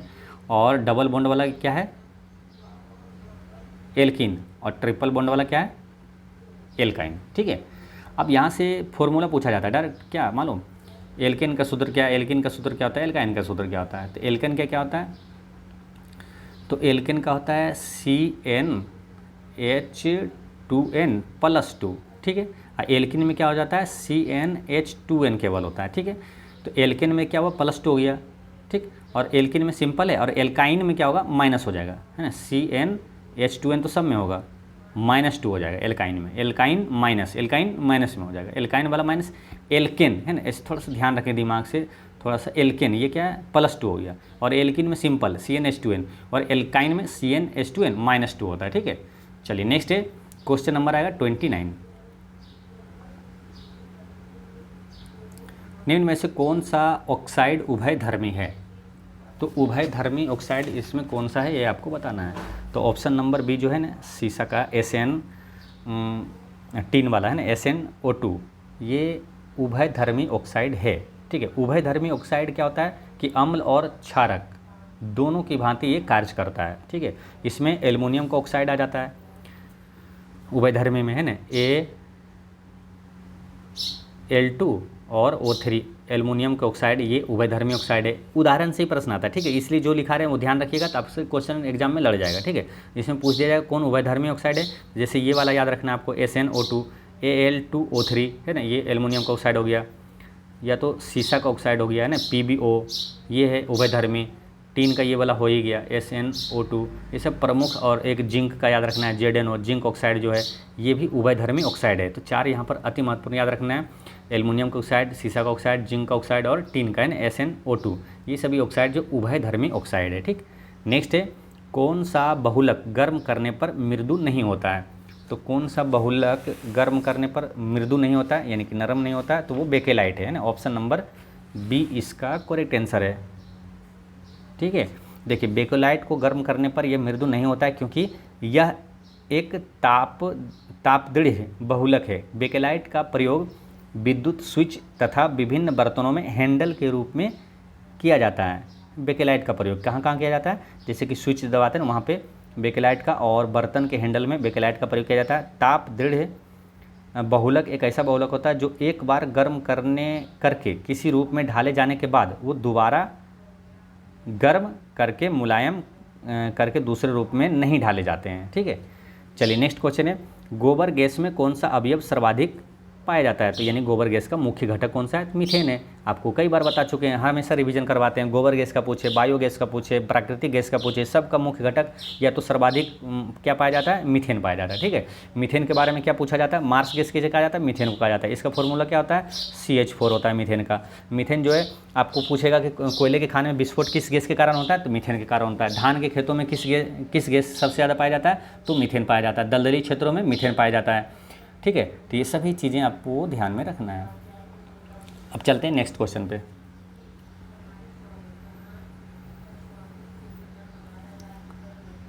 निम्न में से कौन सी अधातु कमरे के तापमान पर तरल अवस्था में होती है? तो यहाँ दो ही जो तत्व है वो है एलिमेंट, जो एक अधातु है और एक है धातु, जो कि कमरे के तापमान पर तरल अवस्था में होती है। क्योंकि देखिए जो धातु अधातु ये अमूमन क्या होता है, ठोस अवस्था में रहता है, लेकिन वो कौन सी अधातु है जो कि कमरे के तापमान तरल अवस्था में पाई जाती है? तो वो है ब्रोमीन। ठीक है, अधातु में ब्रोमीन हो गया। अधातु में कौन सा है? तो वो है पारा। ठीक है, तो दो चीज़ अगर आप पढ़ते हैं, ठीक है, अब फिर भी आपको एग्जाम में कन्फ्यूजन होता है कि धातु और अधातु पारा होगा या तो ब्रोमीन होगा, तो इसको ऐसे याद रखना है। अधातु देखिए बड़ा है ना शब्द में, अधातु तो ब्रोमीन ये बड़ा है, धातु छोटा है शब्द में तो ये भी छोटा है ना। धातु में पूछेगा तो पारा, कमरे के तापमान पर तरल अवस्था में पाया जाना धातु तो पारा, और अधातु तो ब्रोमीन। ठीक है, ऐसे ध्यान रख लेना है। चलिए नेक्स्ट क्वेश्चन है, निम्नलिखित में से नाइट्रोजन का कौन सा ऑक्साइड उदासीन है? तो नाइट्रोजन का कौन सा ऑक्साइड जो है वो उदासीन है, ये पूछा है। तो ये जो है ना नाइट्रस ऑक्साइड है, जो हंसाने वाली गैस है, ये उदासीन है ना, और N2O ये उदासीन है। ठीक है, देखिए उदासीन ऑक्साइड वे ऑक्साइड होते हैं जो अम्ल या क्षार से अभिक्रिया नहीं करता है। ठीक है, तो यहाँ पर आंसर हो गया ऑप्शन नंबर डी, उदासीन ऑक्साइड से। जैसे देखिए उदाहरण से डायरेक्ट आया ना क्वेश्चन यहाँ पर कि नाइट्रोजन का कौन सा ऑक्साइड है, तो N2O। उसी प्रकार उदाहरण से आपको याद रखना है। उदासीन ऑक्साइड के और कौन कौन सा उदाहरण है, जैसे कि कार्बन मोनोऑक्साइड है ना, नाइट्रिक ऑक्साइड भी है ना, NO। ठीक है, फिर आपको नाइट्रस ऑक्साइड है, ये वाला हो गया, और क्या है कार्बन डाइऑक्साइड भी है ना, CO2, और हाइड्रोजन पेरोक्साइड भी है ना, H2 और O2। ठीक है, ये सभी याद रखना है आपको। नेक्स्ट है, नाइट्रोजन गैस के अणु में निम्न में से कौन सा आबंध पाया जाता है? तो नाइट्रोजन गैस के अणु में इसमें त्रिसहसंयोजी आबंध पाया जाता है ना, ऑप्शन नंबर यहाँ पर बी इसका करेक्ट आंसर है। ठीक है, नाइट्रोजन गैस के अणु में त्रिसहसंयोजी आबंध पाया जाता है। नाइट्रोजन की बात करें तो वायुमंडल में सबसे ज़्यादा कौन सी गैस पाई जाती है? तो नाइट्रोजन ही पाया जाता है ना, 78%। ठीक है, अच्छा वायुमंडल में सबसे ज़्यादा नाइट्रोजन पाया जाता है। इस टाइप के 4 प्रश्न आपको हमेशा, जब भी एक क्वेश्चन है तो हमेशा चारों रिवीजन कर लेना तुरंत। क्यों? देखिए आपका चीज़ें आप पढ़ेंगे, आपको रिवीजन होगा, आप मेरिट लिस्ट में आपका नाम आएगा। ठीक है, तो रिवीजन करने में क्या है, रिवीजन जरूर करना चाहिए ताकि आपको कन्फ्यूजन ना हो। तो वायुमंडल में पूछे सबसे ज़्यादा नाइट्रोजन, पूछे आपसे क्या ब्रह्मांड में पूछे सबसे ज़्यादा कौन सी गैस पाई जाती है, तो हाइड्रोजन। ब्रह्मांड में पूछे, सूर्य में पूछे या तारा में पूछे, सब में क्या होगा, हाइड्रोजन। ठीक है, तो यहाँ दो चीज़ें हो गया, ब्रह्मांड में और वायुमंडल में हो गया। और एक आता है पृथ्वी के जो भू प्रॉपर्टी है उसमें सबसे ज़्यादा क्या पाया जाता है, ऑक्सीजन। भू प्रॉपर्टी में प्रचुर मात्रा में पाया जाने वाला तत्व या तो गैस कौन सा है, तो ऑक्सीजन है। अब मानव शरीर में प्रचुर मात्रा में पाया जाने वाला तत्व कौन सा है, वो भी ऑक्सीजन है। ठीक है, यानी कि भू प्रॉपर्टी और मानव शरीर में दोनों में ऑक्सीजन, वायुमंडल में हाइड्रोजन और ब्रह्मांड में कौन सा, हाइड्रोजन। ये वायुमंडल में नाइट्रोजन। ठीक है, तो ये चीज़ ध्यान रखना आपको। चलिए नेक्स्ट क्वेश्चन देखते हैं कि आयोडीन निम्न में से किस रूप में पाया जाता है? तो आयोडीन किस में होता है, ठोस में होता है ना। आयोडीन मतलब नमक, NaCl है ना, तो ये ठोस रूप में पाया जाता है। इसका प्रतीक क्या होता है आयोडीन का, आई होता है, और इसका परमाणु संख्या होता है 53 है ना, 53। ठीक है, आयोडीन की कमी से कौन सा रोग होता है, तो घेंघा रोग होता है, जिसे गलगंड रोग भी कहा जाता है। और आयोडीन की कमी से जो घेंघा रोग होता है उस किस ग्रंथि में सूजन आ जाती है, तो थायराइड ग्रंथि में सूजन आ जाती है। ठीक, नेक्स्ट है, निम्नलिखित में से कौन सा सही सुमेलित नहीं है? तो अनुसूची के बारे में आपको पहले ही बता चुके हैं। यहाँ पर क्या बोला, दूसरी अनुसूची जो है संवैधानिक प्राधिकारियों का वेतन से ये सही है। ठीक है, चार अनुसूची तो आपको ट्रिक से थोड़ा सा याद करवा देते कि पहला जो है वो संघ और राज्य क्षेत्र, यानी कि आपको कोई क्षेत्र देता है। दूसरा में जैसे आप मतलब कहीं जॉब करने जाते हैं या तो इंटरव्यू देने जाते हैं, तो पहले क्या होता है, आप क्षेत्र दे दिया जाता है, हाँ ये क्षेत्र है। आप फिर वेतन की बात करते हैं कि हाँ जैसे एरिया आपको मालूम होता है कि हाँ यहाँ हमको जाना है, यहाँ ड्यूटी करना है, पहले क्षेत्र मालूम हो जाता है, हाँ यहाँ जा रहे हैं।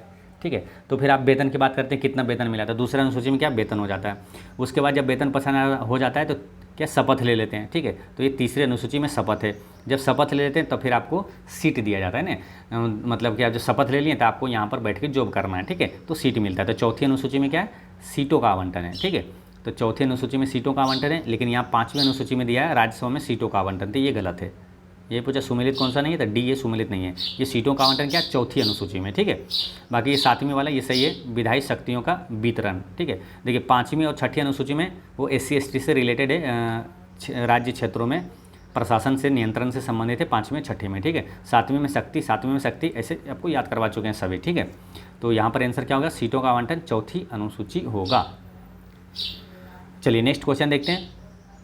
नियंत्रक एवं महालेखा परीक्षक जो कैग के संदर्भ में निम्नलिखित कथनों पर विचार कीजिए। देखिए एग्जाम जब आएगा ना, ट्रेंडिंग टॉपिक के तहत जहाँ से प्रश्न सबसे ज़्यादा पूछा जाता है, आपको वीडियो लाएंगे ट्रेंडिंग टॉपिक का, जैसे उसमें पूरा जितना महत्वपूर्ण अनुच्छेद है, अनुसूची है, भाग है, वो सभी आपको अलग से वीडियो बताएंगे, जहाँ से प्रश्न गारंटी के साथ पूछा जाएगा। ठीक है, तो उस सब का अलग अलग वीडियो आपको लाकर आएंगे, जो कि जैसे कि आपको शास्त्रीय नृत्य से क्वेश्चन पूछ लिया जाता है, वाद्य यंत्र से पूछा जाता है, अलग अलग टॉपिक वाइज है ना, आपको वीडियो करवा देंगे। ठीक, नियंत्रक एवं महालेखा परीक्षक की बात कर रहा है, यानी कि CAG।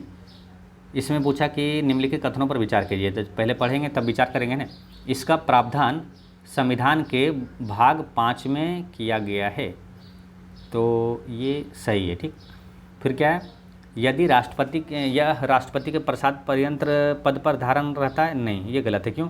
क्योंकि जो CAG होता है ना, इसका कार्यकाल होता है खुद का, मतलब जब तक इसका 65 वर्ष ना हो जाए, या तो 6 वर्ष का कार्यकाल होता है इसका। ठीक है, पर इसके प्रसाद पर्सन नहीं होता है, 2 नहीं है इसका, वो सही है। 3 क्या है, इसका वेतन एवं अन्य सेवा शर्त संसद द्वारा निर्धारित होती है, ये भी सही है, यानी 1 और 3 सही है। 1 और 3 का है ऑप्शन नंबर C में है ना, इसका correct answer option number C हो गया। अच्छा, और बात करें अगर नियंत्रक एवं महालेखा परीक्षक से, तो अति महत्वपूर्ण चीज़ें क्या आता है, इसको नियुक्त करता है राष्ट्रपति, ये चीज़ ध्यान रखना है ना। अगर पूछे कि भारत का नियंत्रक एवं महालेखा परीक्षक की नियुक्ति कौन करता है, राष्ट्रपति। किस अनुच्छेद के तहत, तो अनुच्छेद 148 के तहत। ठीक है, ये अनुच्छेद महत्वपूर्ण है, अनुच्छेद 148 में नियंत्रक एवं महालेखा परीक्षक। ठीक है, और क्या आएगा, अभी करेंट अफेयर में पूछ लिया जाए आपसे कि भारत का नियंत्रक एवं महालेखा परीक्षक कौन है, तो अभी कौन है, CAG नियंत्रक एवं महालेखा परीक्षक अभी है संजय मूर्ति है। ठीक है, संजय मूर्ति जब भी आए तो करंट अफेयर में अभी 3 चेंज हुआ है, जो कि संजय जैसा एक ही जैसा नाम है। ठीक है, तो तीनों को एक साथ रिवीजन करना है आपको, ताकि आपको अच्छे से याद रहे, कन्फ्यूजन ना हो। ठीक है, परिंदा भी पर न मार सके, आपसे किसी भी प्रकार से मिस्टेक ना हो एग्जाम में। तो एक है संजय मूर्ति जो कि CAG है अभी, नियंत्रक एवं महालेखा पर। एक है संजय मल्होत्रा, ये कौन है, RBI का गवर्नर है। एक है संजीव खन्ना जो कि 51वां मुख्य न्यायाधीश है अभी। ठीक है, तो 3 नाम याद रहेगा ना आपको, कन्फ्यूजन नहीं होगा। तो संजय मूर्ति है CAG, संजय मल्होत्रा है RBI का गवर्नर, और संजीव खन्ना कौन है, CJI है ना, भारत का अभी मुख्य न्यायाधीश है। ठीक है, तो इसे ध्यान रखना है आपको। अब चलते हैं कहाँ, नेक्स्ट क्वेश्चन पे। भारतीय संविधान में राष्ट्रपति के चुनाव की प्रक्रिया किस देश के संविधान से ली गई है, तो राष्ट्रपति के चुनाव की प्रक्रिया ये लिया गया आयरलैंड से ना, ऑप्शन नंबर C इसका करेक्ट आंसर है। अच्छा, आयरलैंड से और क्या लिया गया, तो राज्य के नीति निर्देशक सिद्धांत, ये कहाँ से लिया गया, तो आयरलैंड से ही लिया गया। राज्य के नीति निर्देशक सिद्धांत जो कि भाग 4 में है और अनुच्छेद 36 से 51 तक है। ठीक है, ये भी आयरलैंड से ही लिया गया। राष्ट्रपति की बात करें तो कुछ अति महत्वपूर्ण अनुच्छेद आपको याद रखना है। राष्ट्रपति का पद किस अनुच्छेद में, अनुच्छेद 52 में है। ठीक है, देखिए ध्यान से सुनना है, सभी अति महत्वपूर्ण कतई जहर प्रश्न बताएंगे। थोड़ा सा आप जो नहीं जानते होंगे नोट कर लीजिएगा, नहीं नोट कर पाते हैं स्पीड में तो आप वीडियो पॉज करके नोट कर लीजिएगा। ठीक है, राष्ट्रपति का पद किस अनुच्छेद में, अनुच्छेद 52 में। राष्ट्रपति और महाभियोग किस अनुच्छेद में, अनुच्छेद 61 में। राष्ट्रपति को क्षमादान की शक्ति किस अनुच्छेद में, अनुच्छेद 72 में। राष्ट्रपति को क्षमादान की शक्ति अनुच्छेद 72 में। अगर राज्यपाल का पूछे क्षमादान की शक्ति तो अनुच्छेद 161 में। ठीक है, महान्यायवादी की नियुक्ति राष्ट्रपति द्वारा किया जाता है, किस अनुच्छेद में है ये, अनुच्छेद 76 में है महान्यायवादी। CAG किस अनुच्छेद में है ना, नियंत्रक एवं महालेखा परीक्षक अनुच्छेद 148 में इसकी नियुक्ति भी राष्ट्रपति द्वारा किया जाता है। ये सभी अति महत्वपूर्ण अनुच्छेद याद रखना है आपको।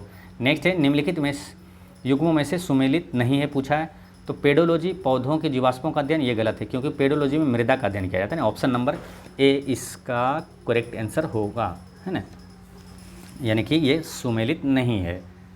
ठीक है, पेडोलॉजी। बाकी ये एंथोलॉजी, ये फूलों का अध्ययन, ये सही है। एंटोमोलॉजी में कीटों का अध्ययन किया जाता है ना, एंटोमोलॉजी कीटों का अध्ययन किया जाता है, ये जंतु विज्ञान की शाखा है, ये सही है। ट्रोफोलॉजी, इसमें पोषण का अध्ययन किया जाता है, ये भी सही है ना, इसका आंसर हो गया था ऑप्शन नंबर A। अब बात करेंगे क्वेश्चन नंबर 40 की, है ना। चलिए नेक्स्ट क्वेश्चन है 40 नंबर। भारतीय राष्ट्रीय अंतरिक्ष संवर्धन और प्राधिकरण केंद्र का मुख्यालय कहाँ है, तो इसका आंसर क्या है, अहमदाबाद में है। ठीक है, देखिए बिहार SSC से रिलेटेड सभी जो मटेरियल है इस चैनल पर तैयार किया हुआ है। ठीक है, आप अगर प्रीवियस ईयर क्वेश्चन बैंक देखना चाहते हैं वो वीडियो पूरा डाला हुआ है ना, 2011 से लेकर 2022 तक जितना भी प्रीवियस ईयर क्वेश्चन पेपर हुआ है सभी ये प्रीवियस ईयर पेपर यहाँ चैनल पे डला हुआ है, प्ले लिस्ट में जाकर देख लीजिएगा, ठीक है। जो लोग नहीं देखे हैं या तो जिनको नहीं मिलेगा कमेंट कीजिएगा, ठीक है। प्रीवियस ईयर क्वेश्चन का मैथ रीजनिंग का भी सॉल्व कराया हुआ है, ठीक है। और बाकी जो पीछे जो सेट आया था प्लेटफॉर्म का वॉल्यूम 1, 2, 3 और खान सर का प्रैक्टिस सेट आया था वो करवाया हुआ है, एडिटोरिया का जो पहले सेट आया था वो करवाया हुआ है। तो जो लोग देखना चाहते हैं, टाइम है तो वो देख सकते हैं, सब करवाया हुआ है, ठीक है। और मोस्ट एक्सपेक्टेड प्रश्नों का भी यहाँ क्लास चल रहा है, तो वो भी आप मोस्ट एक्सपेक्टेड प्रश्न जो है उसका भी चैनल प्लेलिस्ट बना हुआ, वो भी आप देख सकते हैं। उसमें पूरा आपको बहुत जानकारी मिलेगी, है ना। और जीके जीएस और करंट अफेयर की ज़बरदस्त तैयारी भी होगी, ठीक है। तो जो लोग देखना चाहते हैं एक बार प्लेलिस्ट जरूर चेक कीजिएगा, ठीक है। अब यहाँ पर पूछा कि भारतीय राष्ट्रीय अंतरिक्ष संवर्धन और प्राधिकरण केंद्र का मुख्यालय अहमदाबाद में है। अहमदाबाद से और क्वेश्चन कौन कौन सा आ सकता है, तो अहमदाबाद में एक अति महत्वपूर्ण प्रश्न कौन सा है, स्पेस एप्लीकेशन सेंटर, अंतरिक्ष अनुप्रयोग केंद्र, ये कहाँ है, अहमदाबाद में। ये झूलता मीनार कहाँ है, तो अहमदाबाद में है, ठीक है। झूलता मीनार अहमदाबाद में, लेकिन 4 मीनार पूछे तो हैदराबाद में, कुतुब मीनार दिल्ली में, ठीक। चलिए नेक्स्ट क्वेश्चन है, भूमध्य रेखा निम्नलिखित में से किन देशों से होकर गुजरती है। तो देखिए भूमध्य रेखा कितने देशों से होकर गुजरती है, वो कौन कौन सा देश से गुजरती है, ये आपको याद रखना है, तो इस टाइप का प्रश्न बन जाएगा, ठीक है। तो भूमध्य रेखा जो है 13 देशों से होकर गुजरती है ना, 13 देशों से होकर गुजरती है। और वो कौन सा देश है, तो इक्वाडोर, कोलंबिया, ब्राज़ील, ठीक है, याद रखना है। इक्वाडोर, कोलंबिया, ब्राज़ील है। गेबोन, कांगो गणराज्य, और फिर युगांडा, केन्या, साओटोम और प्रिंसेस एक देश का नाम है, सोमालिया, मालदीव, इंडोनेशिया, किरीबाती, ये सभी देश है जो कि भूमध्य रेखा यहाँ से गुजरती है। तो यहाँ पर आंसर क्या होगा, मालदीव और गैबोन और ब्राज़ील, है ना।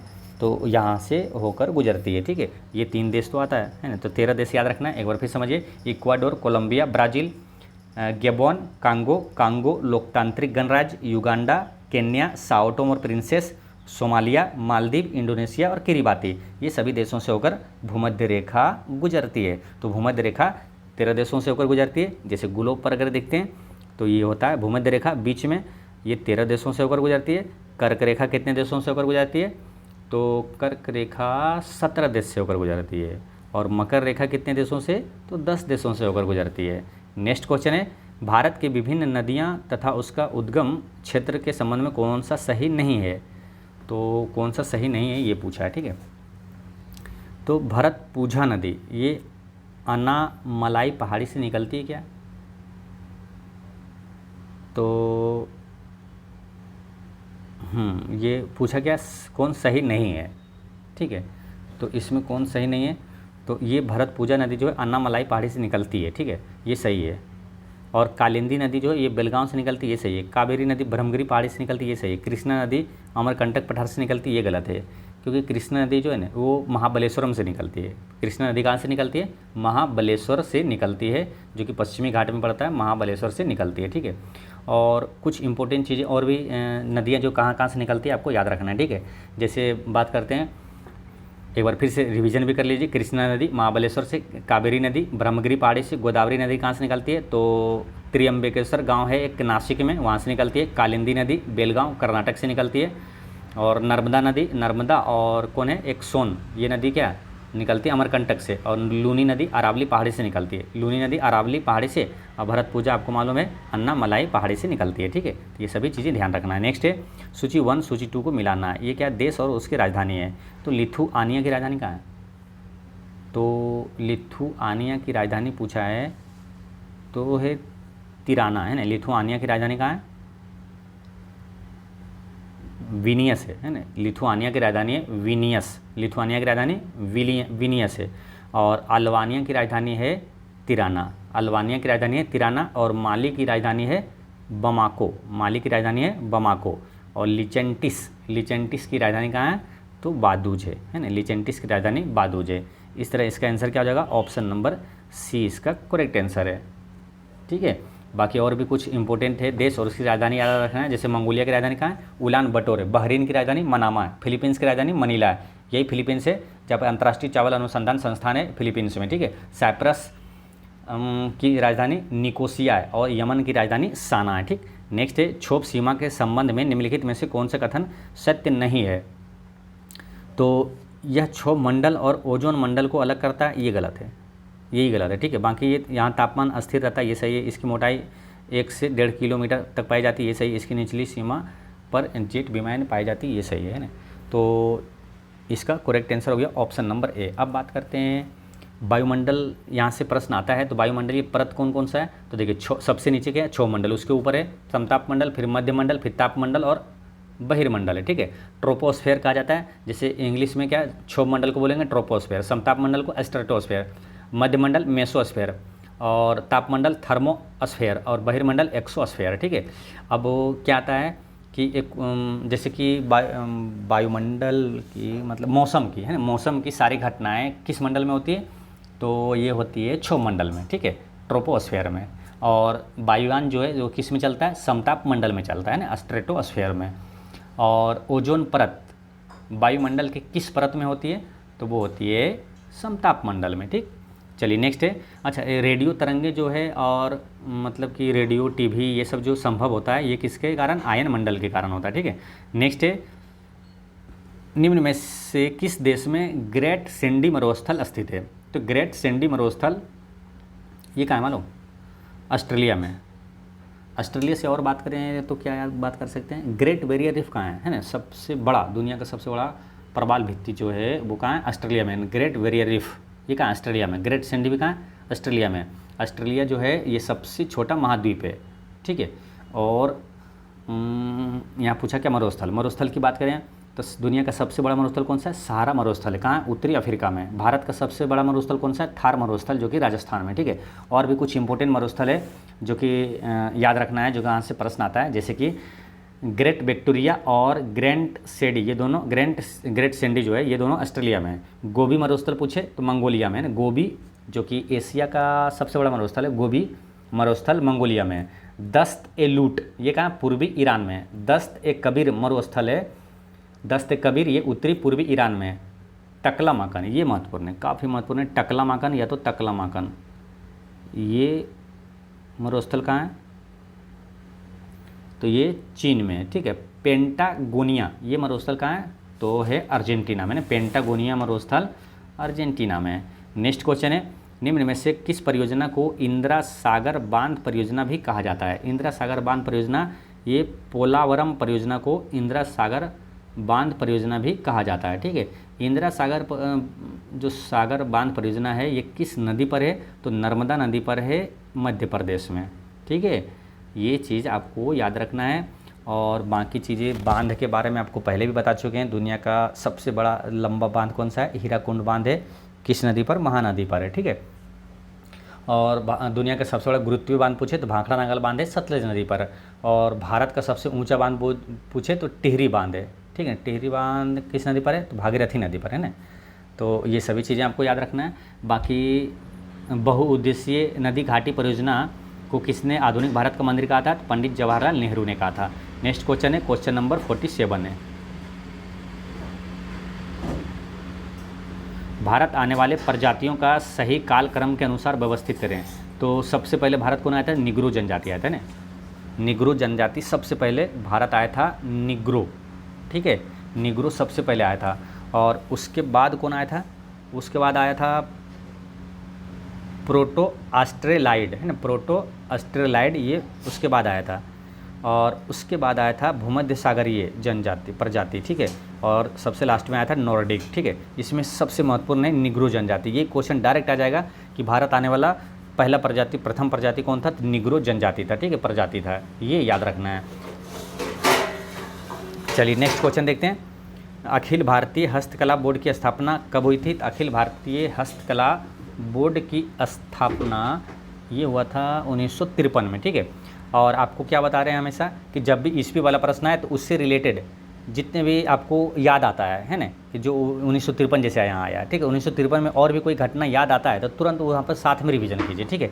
क्या है कि ईस्वी वाला बहुत सारे प्रश्न आते हैं और महत्वपूर्ण भी रहता है और कन्फ्यूजन भी हो जाता है, ठीक है। इसलिए थोड़ा रिलेट करके याद करेंगे ना तो आपको याद भी रहेगा, कन्फ्यूजन नहीं होगा। तो 1953 से एक और घटना क्या जोड़ सकते हैं यहाँ, तो राज्य पुनर्गठन आयोग की स्थापना कब हुआ था।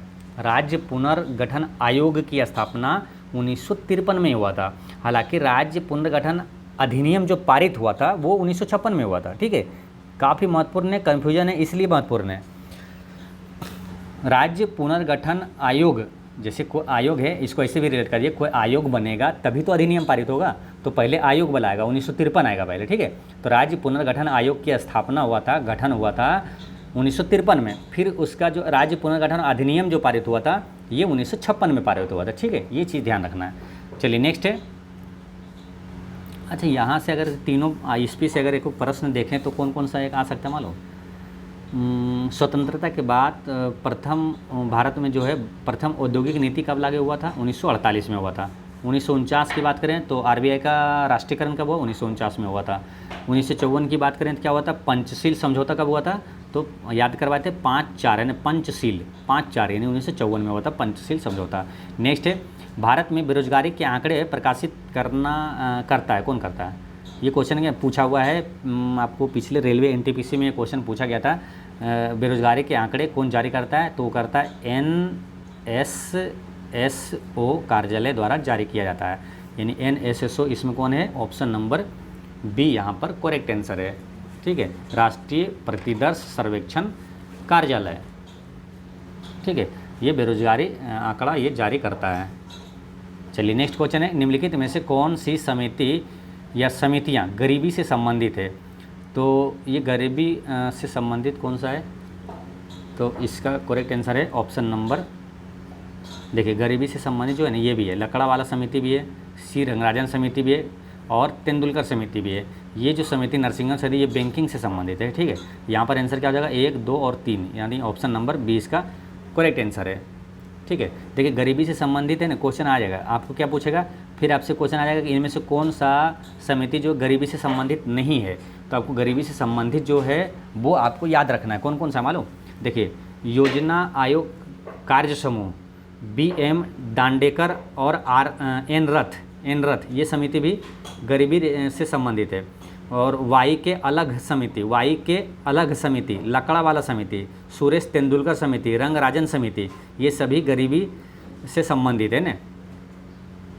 एक बार फिर समझिए, योजना आयोग कार्य समूह BM दांडेकर और एन रथ ये दो हो गया। और वाई के अलग समिति, अलग है ना, वाई के अलग समिति ये सब गरीबी से संबंधित है। लकड़ा वाला सुरेश तेंदुलकर और रंगराजन ये सब गरीबी से संबंधित है। और नरसिंहन समिति जो ये बैंकिंग से संबंधित है। ठीक है, तो ये सभी आपको याद रखना है। चलिए नेक्स्ट क्वेश्चन है, भारत की जनगणना 2011 के अनुसार सर्वाधिक लिंगानुपात वाला केंद्र शासित प्रदेश कौन सा है? तो वो है पुदुचेरी है ना, ऑप्शन नंबर 20 का करेक्ट आंसर है। यहाँ पर क्या पूछा? सर्वाधिक लिंगानुपात वाला केंद्र शासित प्रदेश। ठीक है, तो पुदुचेरी। लेकिन सर्वाधिक लिंगानुपात वाला राज्य पूछे तो वो है कौन सा है? सर्वाधिक लिंगानुपात वाला केरल है। सर्वाधिक साक्षर राज्य भी पूछे तो केरल हो जाएगा। ठीक है, तो ये चीज़ ध्यान रखना है। अच्छा, यहाँ पर हो गया सर्वाधिक लिंगानुपात वाला केंद्र शासित प्रदेश में हो गया पुदुचेरी, और सिंबल राज्य में हो गया आपको केरल। ठीक है, तो ये चीज़ यहाँ पर ध्यान रखना है। बाकी चीज़ें आप जनगणना से रिलेटेड आपको बता चुके हैं क्या कि भारत में पहली बार जनगणना कब हुआ था? 1872 में लॉर्ड मेयो के समय हुआ था। नियमित जनगणना की शुरुआत कब हुआ? 1881 में लॉर्ड रिपन के समय हुआ था। जनसंख्या का महान विभाजन वर्ष किसे कहा जाता है? 1921 को कहा जाता है। जनसंख्या का लघु विभाजन वर्ष किसे कहा जाता है? 1951 को कहा जाता है। नेक्स्ट क्वेश्चन है, राष्ट्रीय हॉर्टिकल्चर मिशन किस पंचवर्षीय योजना में ये आरंभ किया गया था? राष्ट्रीय हॉर्टिकल्चर मिशन, तो ये स्थापना हुआ था कब? पहले ये जानना है। तो ये हुआ था 2005-06 में। तो 2005-06 के दौरान कौन सी पंचवर्षीय योजना थी? 10वीं पंचवर्षीय योजना, जिसका कार्यकाल 2002 से 2007 तक था, 10वीं पंचवर्षीय योजना। तो यहाँ पर आंसर क्या हो जाएगा? ऑप्शन नंबर D इसका करेक्ट आंसर है। ठीक है, चलिए नेक्स्ट क्वेश्चन है, भारतीय संविधान की प्रस्तावना में उल्लेखित शब्दों का क्रम निम्न में से कौन सा सही है? तो सही क्रम पूछा है, तो इसमें सही क्रम ये वाला है ना, संपूर्ण प्रभुत्व संपन्न समाजवादी पंथ निरपेक्ष लोकतंत्रात्मक गणराज्य, ये सही क्रम है। संपूर्ण प्रभुत्व संपन्न समाजवादी पंथ निरपेक्ष और लोकतंत्रात्मक गणराज्य, ऑप्शन नंबर B इसका करेक्ट आंसर है। चलिए नेक्स्ट है, क्वेश्चन नंबर आएगा आपका 54। निम्नलिखित युग्मों में से कौन सा युग्म अनुच्छेद या प्रावधान सही सुमेलित नहीं है? तो सही सुमेलित इसमें नहीं है, कौन सा आपको बताना है। जैसे कि यहाँ पर दिया क्या, अनुच्छेद 126 जो है उच्चतम न्यायालय में तदर्थ न्यायाधीश की नियुक्ति, ये गलत है। क्यों मालूम, 1926 में क्या है कि उच्चतम न्यायालय के कार्यकारी मुख्य न्यायाधीश की नियुक्ति का उल्लेख है। उच्चतम न्यायालय के कार्यकारी मुख्य न्यायाधीश की नियुक्ति का उल्लेख है ना। इसमें यहाँ पर क्या दिया, उच्चतम न्यायालय में तदर्थ न्यायाधीश की नियुक्ति, ये गलत है। ठीक है, बाकी अनुच्छेद 132 में उच्चतम न्यायालय की अपीलीय अधिकारिता, ये सही है। उच्चतम न्यायालय के परामर्श की शक्ति 143 में, ये सही है। और न्यायाधीशों का वेतन अनुच्छेद 125 में, ये सही है। यानी कि ये वाला ऑप्शन नंबर ए इसका करेक्ट आंसर हो गया। ठीक है, और सुप्रीम कोर्ट की बात करें तो किस अनुच्छेद में, पहले हाई कोर्ट की बात करते हैं।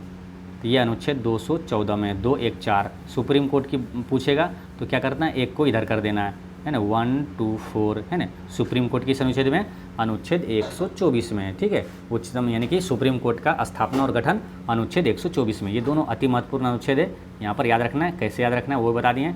हाई कोर्ट है 214 और सुप्रीम कोर्ट ये एक को इधर कर दीजिए यानी 1 2 4 में। ठीक, चलिए नेक्स्ट है। बाकी चीज़ें आपको बता ही रहे हैं ना, रेगुलर आप क्लास में बने रहिएगा तो एक भी प्रश्न नहीं छूटेगा। जैसे सुप्रीम कोर्ट का अभी वर्तमान में करंट अफेयर में न्यायाधीश कौन है, तो 51वां मुख्य न्यायाधीश है, वो है संजीव खन्ना, है ना। और इससे पहले कौन थे, 50वां मुख्य न्यायाधीश DY चंद्रचूड़ थे। ठीक है, नेक्स्ट है वैश्विक जलवायु रिपोर्ट, स्थिति रिपोर्ट प्रत्येक वर्ष किस संगठन द्वारा जारी किया जाता है ना। वैश्विक जलवायु स्थिति रिपोर्ट किस संगठन द्वारा ये जारी किया जाता है, तो ये विश्व मौसम विज्ञान संगठन द्वारा जारी किया जाता है।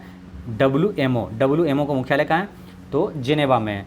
WHO का मुख्यालय पूछे तो वो भी जेनेवा में है। WTO का मुख्यालय पूछे यानी कि है ना विश्व व्यापार संगठन, ये हो गया विश्व स्वास्थ्य संगठन, सबका मुख्यालय कहाँ है, जेनेवा में। रेड क्रॉस का मुख्यालय कहाँ है, जेनेवा में है। ठीक है, और बौद्धिक संपदा का मुख्यालय जेनेवा में। ILO का मुख्यालय कहाँ है, तो जेनेवा में ना। अंतर्राष्ट्रीय श्रम संगठन का मुख्यालय भी जेनेवा में।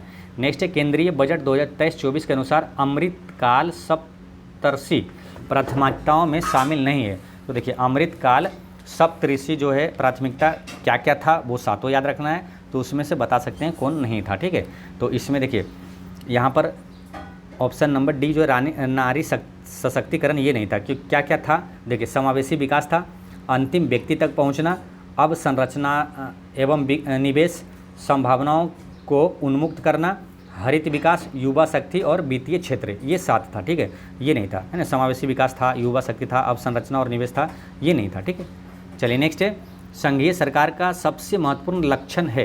तो संघीय सरकार का सबसे महत्वपूर्ण लक्षण क्या होता है, संघ और राज्यों के बीच शक्तियों का विभाजन, है ना। ऑप्शन नंबर बी इसका करेक्ट आंसर हो जाएगा। चलिए नेक्स्ट क्वेश्चन है निम्नलिखित में से किसे वायुमंडल का द्वितीय प्रदूषक के रूप में जाना जाता है। तो द्वितीय प्रदूषक के रूप में किसे जाना जाता है, तो यहाँ पर आंसर हो जाएगा O3 यानी कि ओजोन, है ना। O3 किसका सूत्र है, ओजोन का, है ना। देखिए द्वितीय प्रदूषक है क्या, अब प्राथमिक प्रदूषक है क्या, ये याद रख रहे हैं। देखिए प्राथमिक प्रदूषक वो होता है जो मूल स्वरूप में रहकर प्रदूषण फैलाता है, यानी कि किसी से क्रिया न करके और किसी का वो यौगिक नहीं होता, वो मूल रूप से रह के प्रदूषण फैलाता है वो। जैसे कि DDT है ना, DDT ये वाला हो गया, कार्बन डाइऑक्साइड हो गया, ये सब प्राथमिक प्रदूषक में आता है। ठीक है, और कार्बन मोनोऑक्साइड हो गया, ये सब प्राथमिक प्रदूषण में आता है।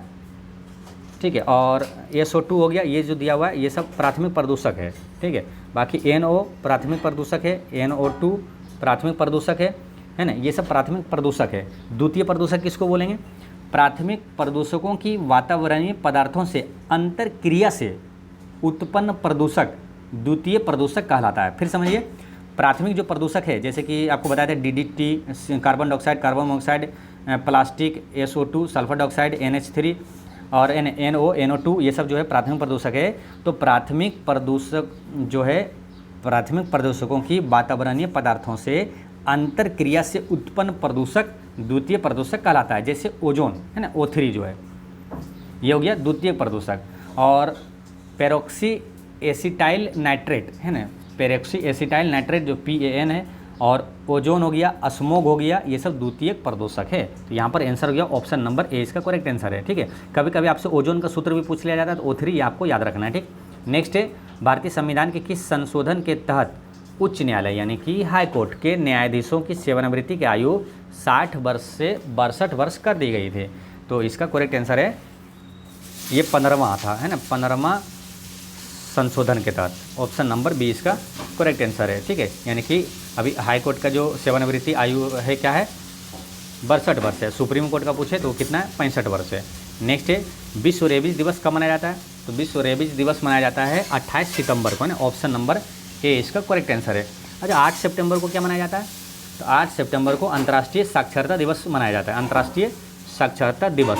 28 जुलाई को कौन सा दिवस, तो विश्व हेपेटाइटिस दिवस मनाया जाता है। 11 जुलाई को काफ़ी महत्वपूर्ण है, 11 जुलाई विश्व जनसंख्या दिवस मनाया जाता है। लेकिन 19 अगस्त को कौन सा दिवस मनाया जाता है, तो विश्व मानवतावादी दिवस मनाया जाता है, ठीक है। ये सभी चीज़ें ध्यान रखना है।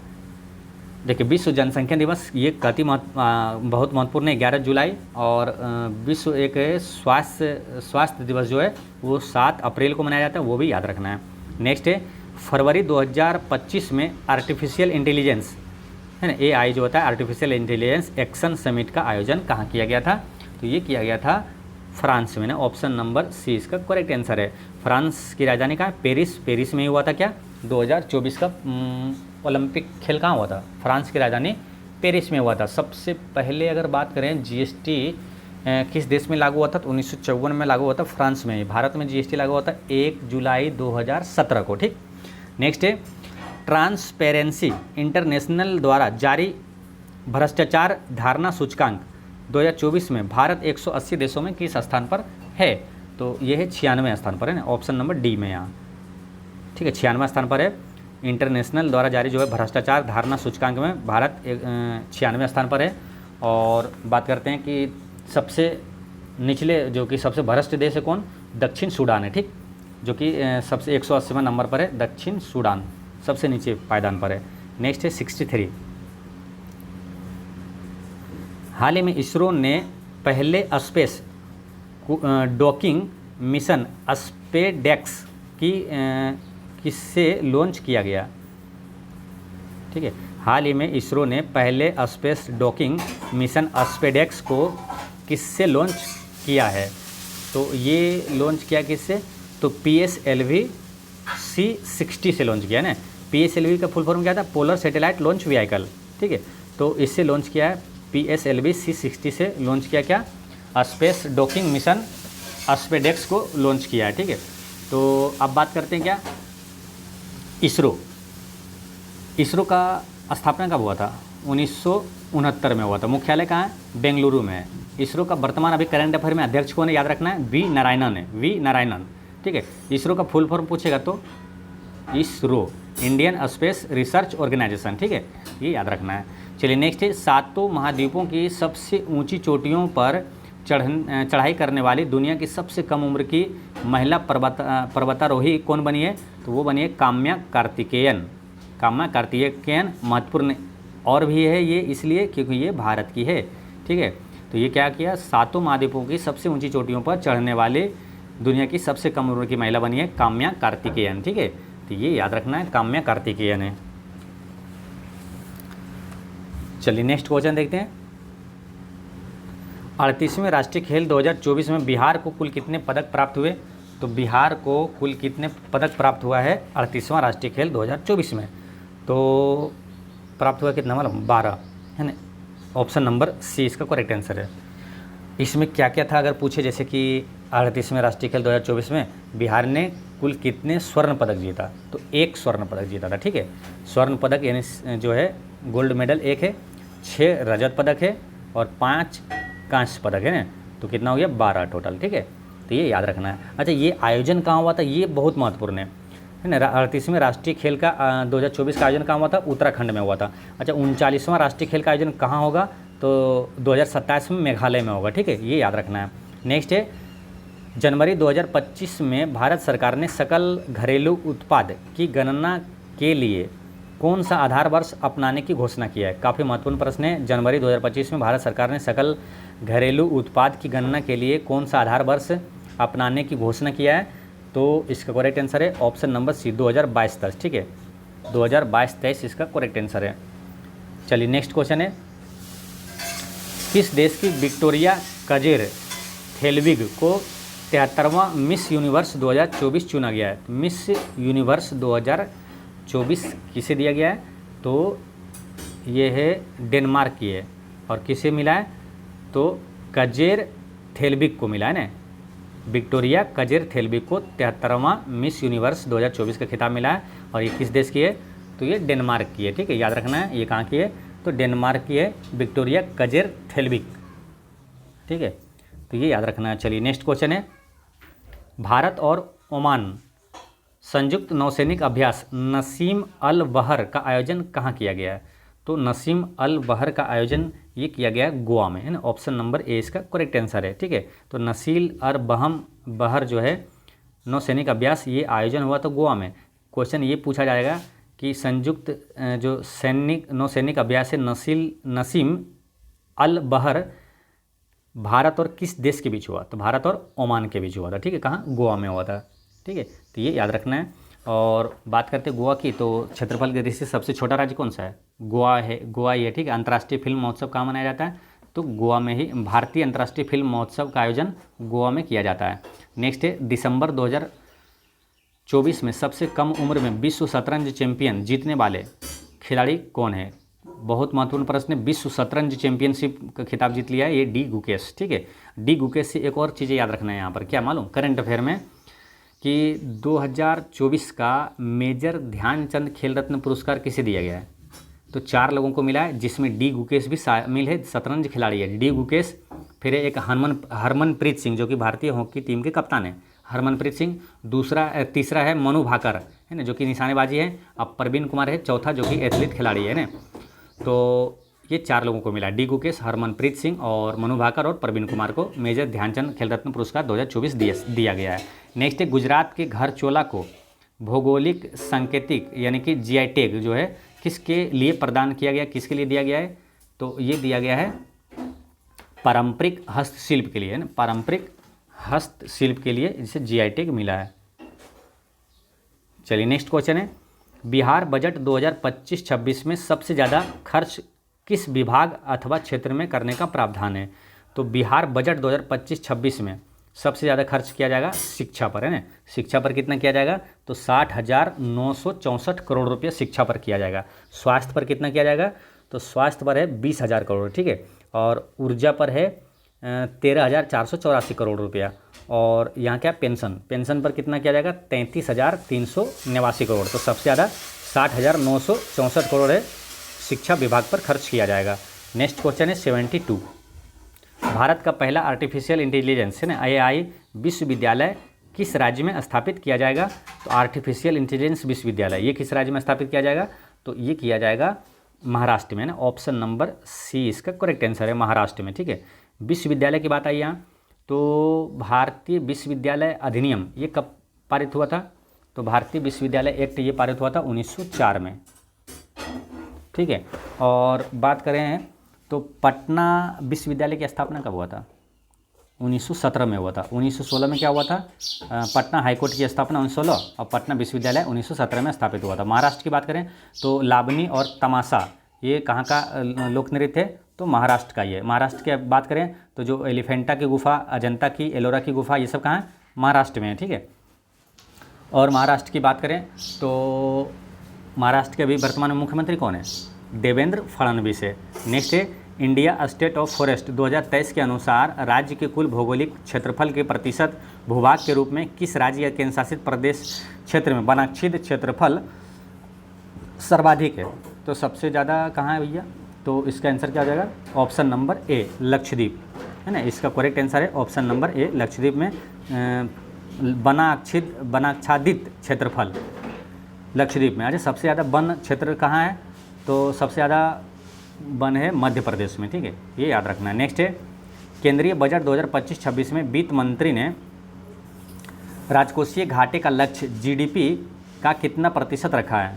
तो राजकोषीय घाटा का लक्ष्य जो है जीडीपी का कितना प्रतिशत रखा है? तो इस टाइप का प्रश्न पूछा जाता है, इसलिए याद रखना है 4.4% इसका करेक्ट आंसर है ना। ऑप्शन नंबर सी इसका करेक्ट आंसर है। और भारत का वर्तमान में वित्त मंत्री कौन है? तो निर्मला सीतारमण है। ठीक है, चलिए नेक्स्ट क्वेश्चन है, 2025 में कितने व्यक्तियों को पद्म पुरस्कार दिए जाने की घोषणा केंद्र सरकार द्वारा किया गया है? 2025 में कुल कितने व्यक्ति को पद्म पुरस्कार दिया गया है? तो इसका करेक्ट आंसर है 139 लोगों को, है ना। ऑप्शन नंबर बी है 139 लोगों को, जिसमें कि 7 लोगों को पद्म विभूषण अवार्ड, ठीक है, 19 लोगों को पद्म भूषण और 113 लोगों को है पद्म श्री अवार्ड, है ना। टोटल हो जाएगा 139, ठीक है, तो 139, ठीक है। अब इसमें महत्वपूर्ण ये है कि जो 7 लोगों को पद्म विभूषण पुरस्कार मिला है वहाँ से प्रश्न आएगा, और बिहार में किसको किसको मिला है वो भी आएगा, ठीक है। तो बिहार वाला आपको बता चुके हैं, और फिर आपको आगे मौका मिलेगा तो आपको फिर बताएंगे, आप बस चैनल पर बने रहिए। अभी हम आपको बताएंगे जो 7 लोगों को मिला है पद्म विभूषण अवार्ड, ठीक है। देखिए पहले ये समझिए, देश का सबसे बड़ा नागरिक सम्मान जो है वो भारत रत्न है, उसके बाद दूसरे नंबर पर आता है पद्म विभूषण, तीसरे पर आता है पद्म भूषण और चौथे पर आता है पद्म श्री। तो पद्म विभूषण जो है दूसरे नंबर पर आता है, वो 7 लोगों को मिला है। वो कौन कौन सा है, वो व्यक्ति का नाम एक बार फिर आपको बताते हैं, पीछे भी बताए थे ताकि आपको याद हो जाए। देखिए नागेश्वर रेड्डी, क्योंकि डायरेक्ट प्रश्न आ जाएगा, काफ़ी इजी रहता है प्रश्न, लेकिन आप याद नहीं करते हैं तो वही भारी बन जाता है। डायरेक्ट आ जाएगा, इनमें से किसे पद्म विभूषण अवार्ड 2025 दिया गया, या तो इनमें किसे पद्म भूषण मिला है, या तो इसमें किसे नहीं मिला है, ठीक है, इस टाइप से प्रश्न आ जाएगा। तो पद्म विभूषण अवार्ड 2025 मिला, देखिए 7 लोगों को नाम याद रखना, नागेश्वर रेड्डी, जगदीश सिंह, नागेश्वर रेड्डी, जगदीश सिंह, कुमुदिनी, रजनीकांत, ये 3 व्यक्ति हुआ। फिर से समझिए, नागेश्वर रेड्डी, जगदीश सिंह, कुमुदिनी, रजनीकांत, ये 3 हुआ। फिर चौथा है लक्ष्मी नारायण सुब्रमण्यम, चौथा कौन है, लक्ष्मी नारायण सुब्रमण्यम। फिर है ओसामू सुजुकी, जो कि मारुति सुजुकी के संस्थापक है ना, ओसामू सुजुकी, 5वां हो गया। और 2 नाम और कौन है, एक है वासुदेव नायर और शारदा सिन्हा, वासुदेव नायर और शारदा सिन्हा। तो शारदा सिन्हा जो कि बिहार से कतई जहर प्रश्न याद रखना है, शारदा सिन्हा को पद्म विभूषण अवार्ड दिया गया, बिहार से शारदा सिन्हा, ठीक है। तो ये सारी चीज़ें आपको याद रखना है। तो दोस्तों इस तरह से आपको पूरा 75 क्वेश्चन जो है जीके, साइंस और करंट अफेयर का होता है समाप्त। यहाँ से फिर आगे मैथ और रीजनिंग का प्रश्न है, जो कि टेलीग्राम पर इसको शेयर कर देंगे, वहाँ से आप खुद से सोल्व कर सकते हैं, ठीक है। मिलते हैं नेक्स्ट वीडियो में।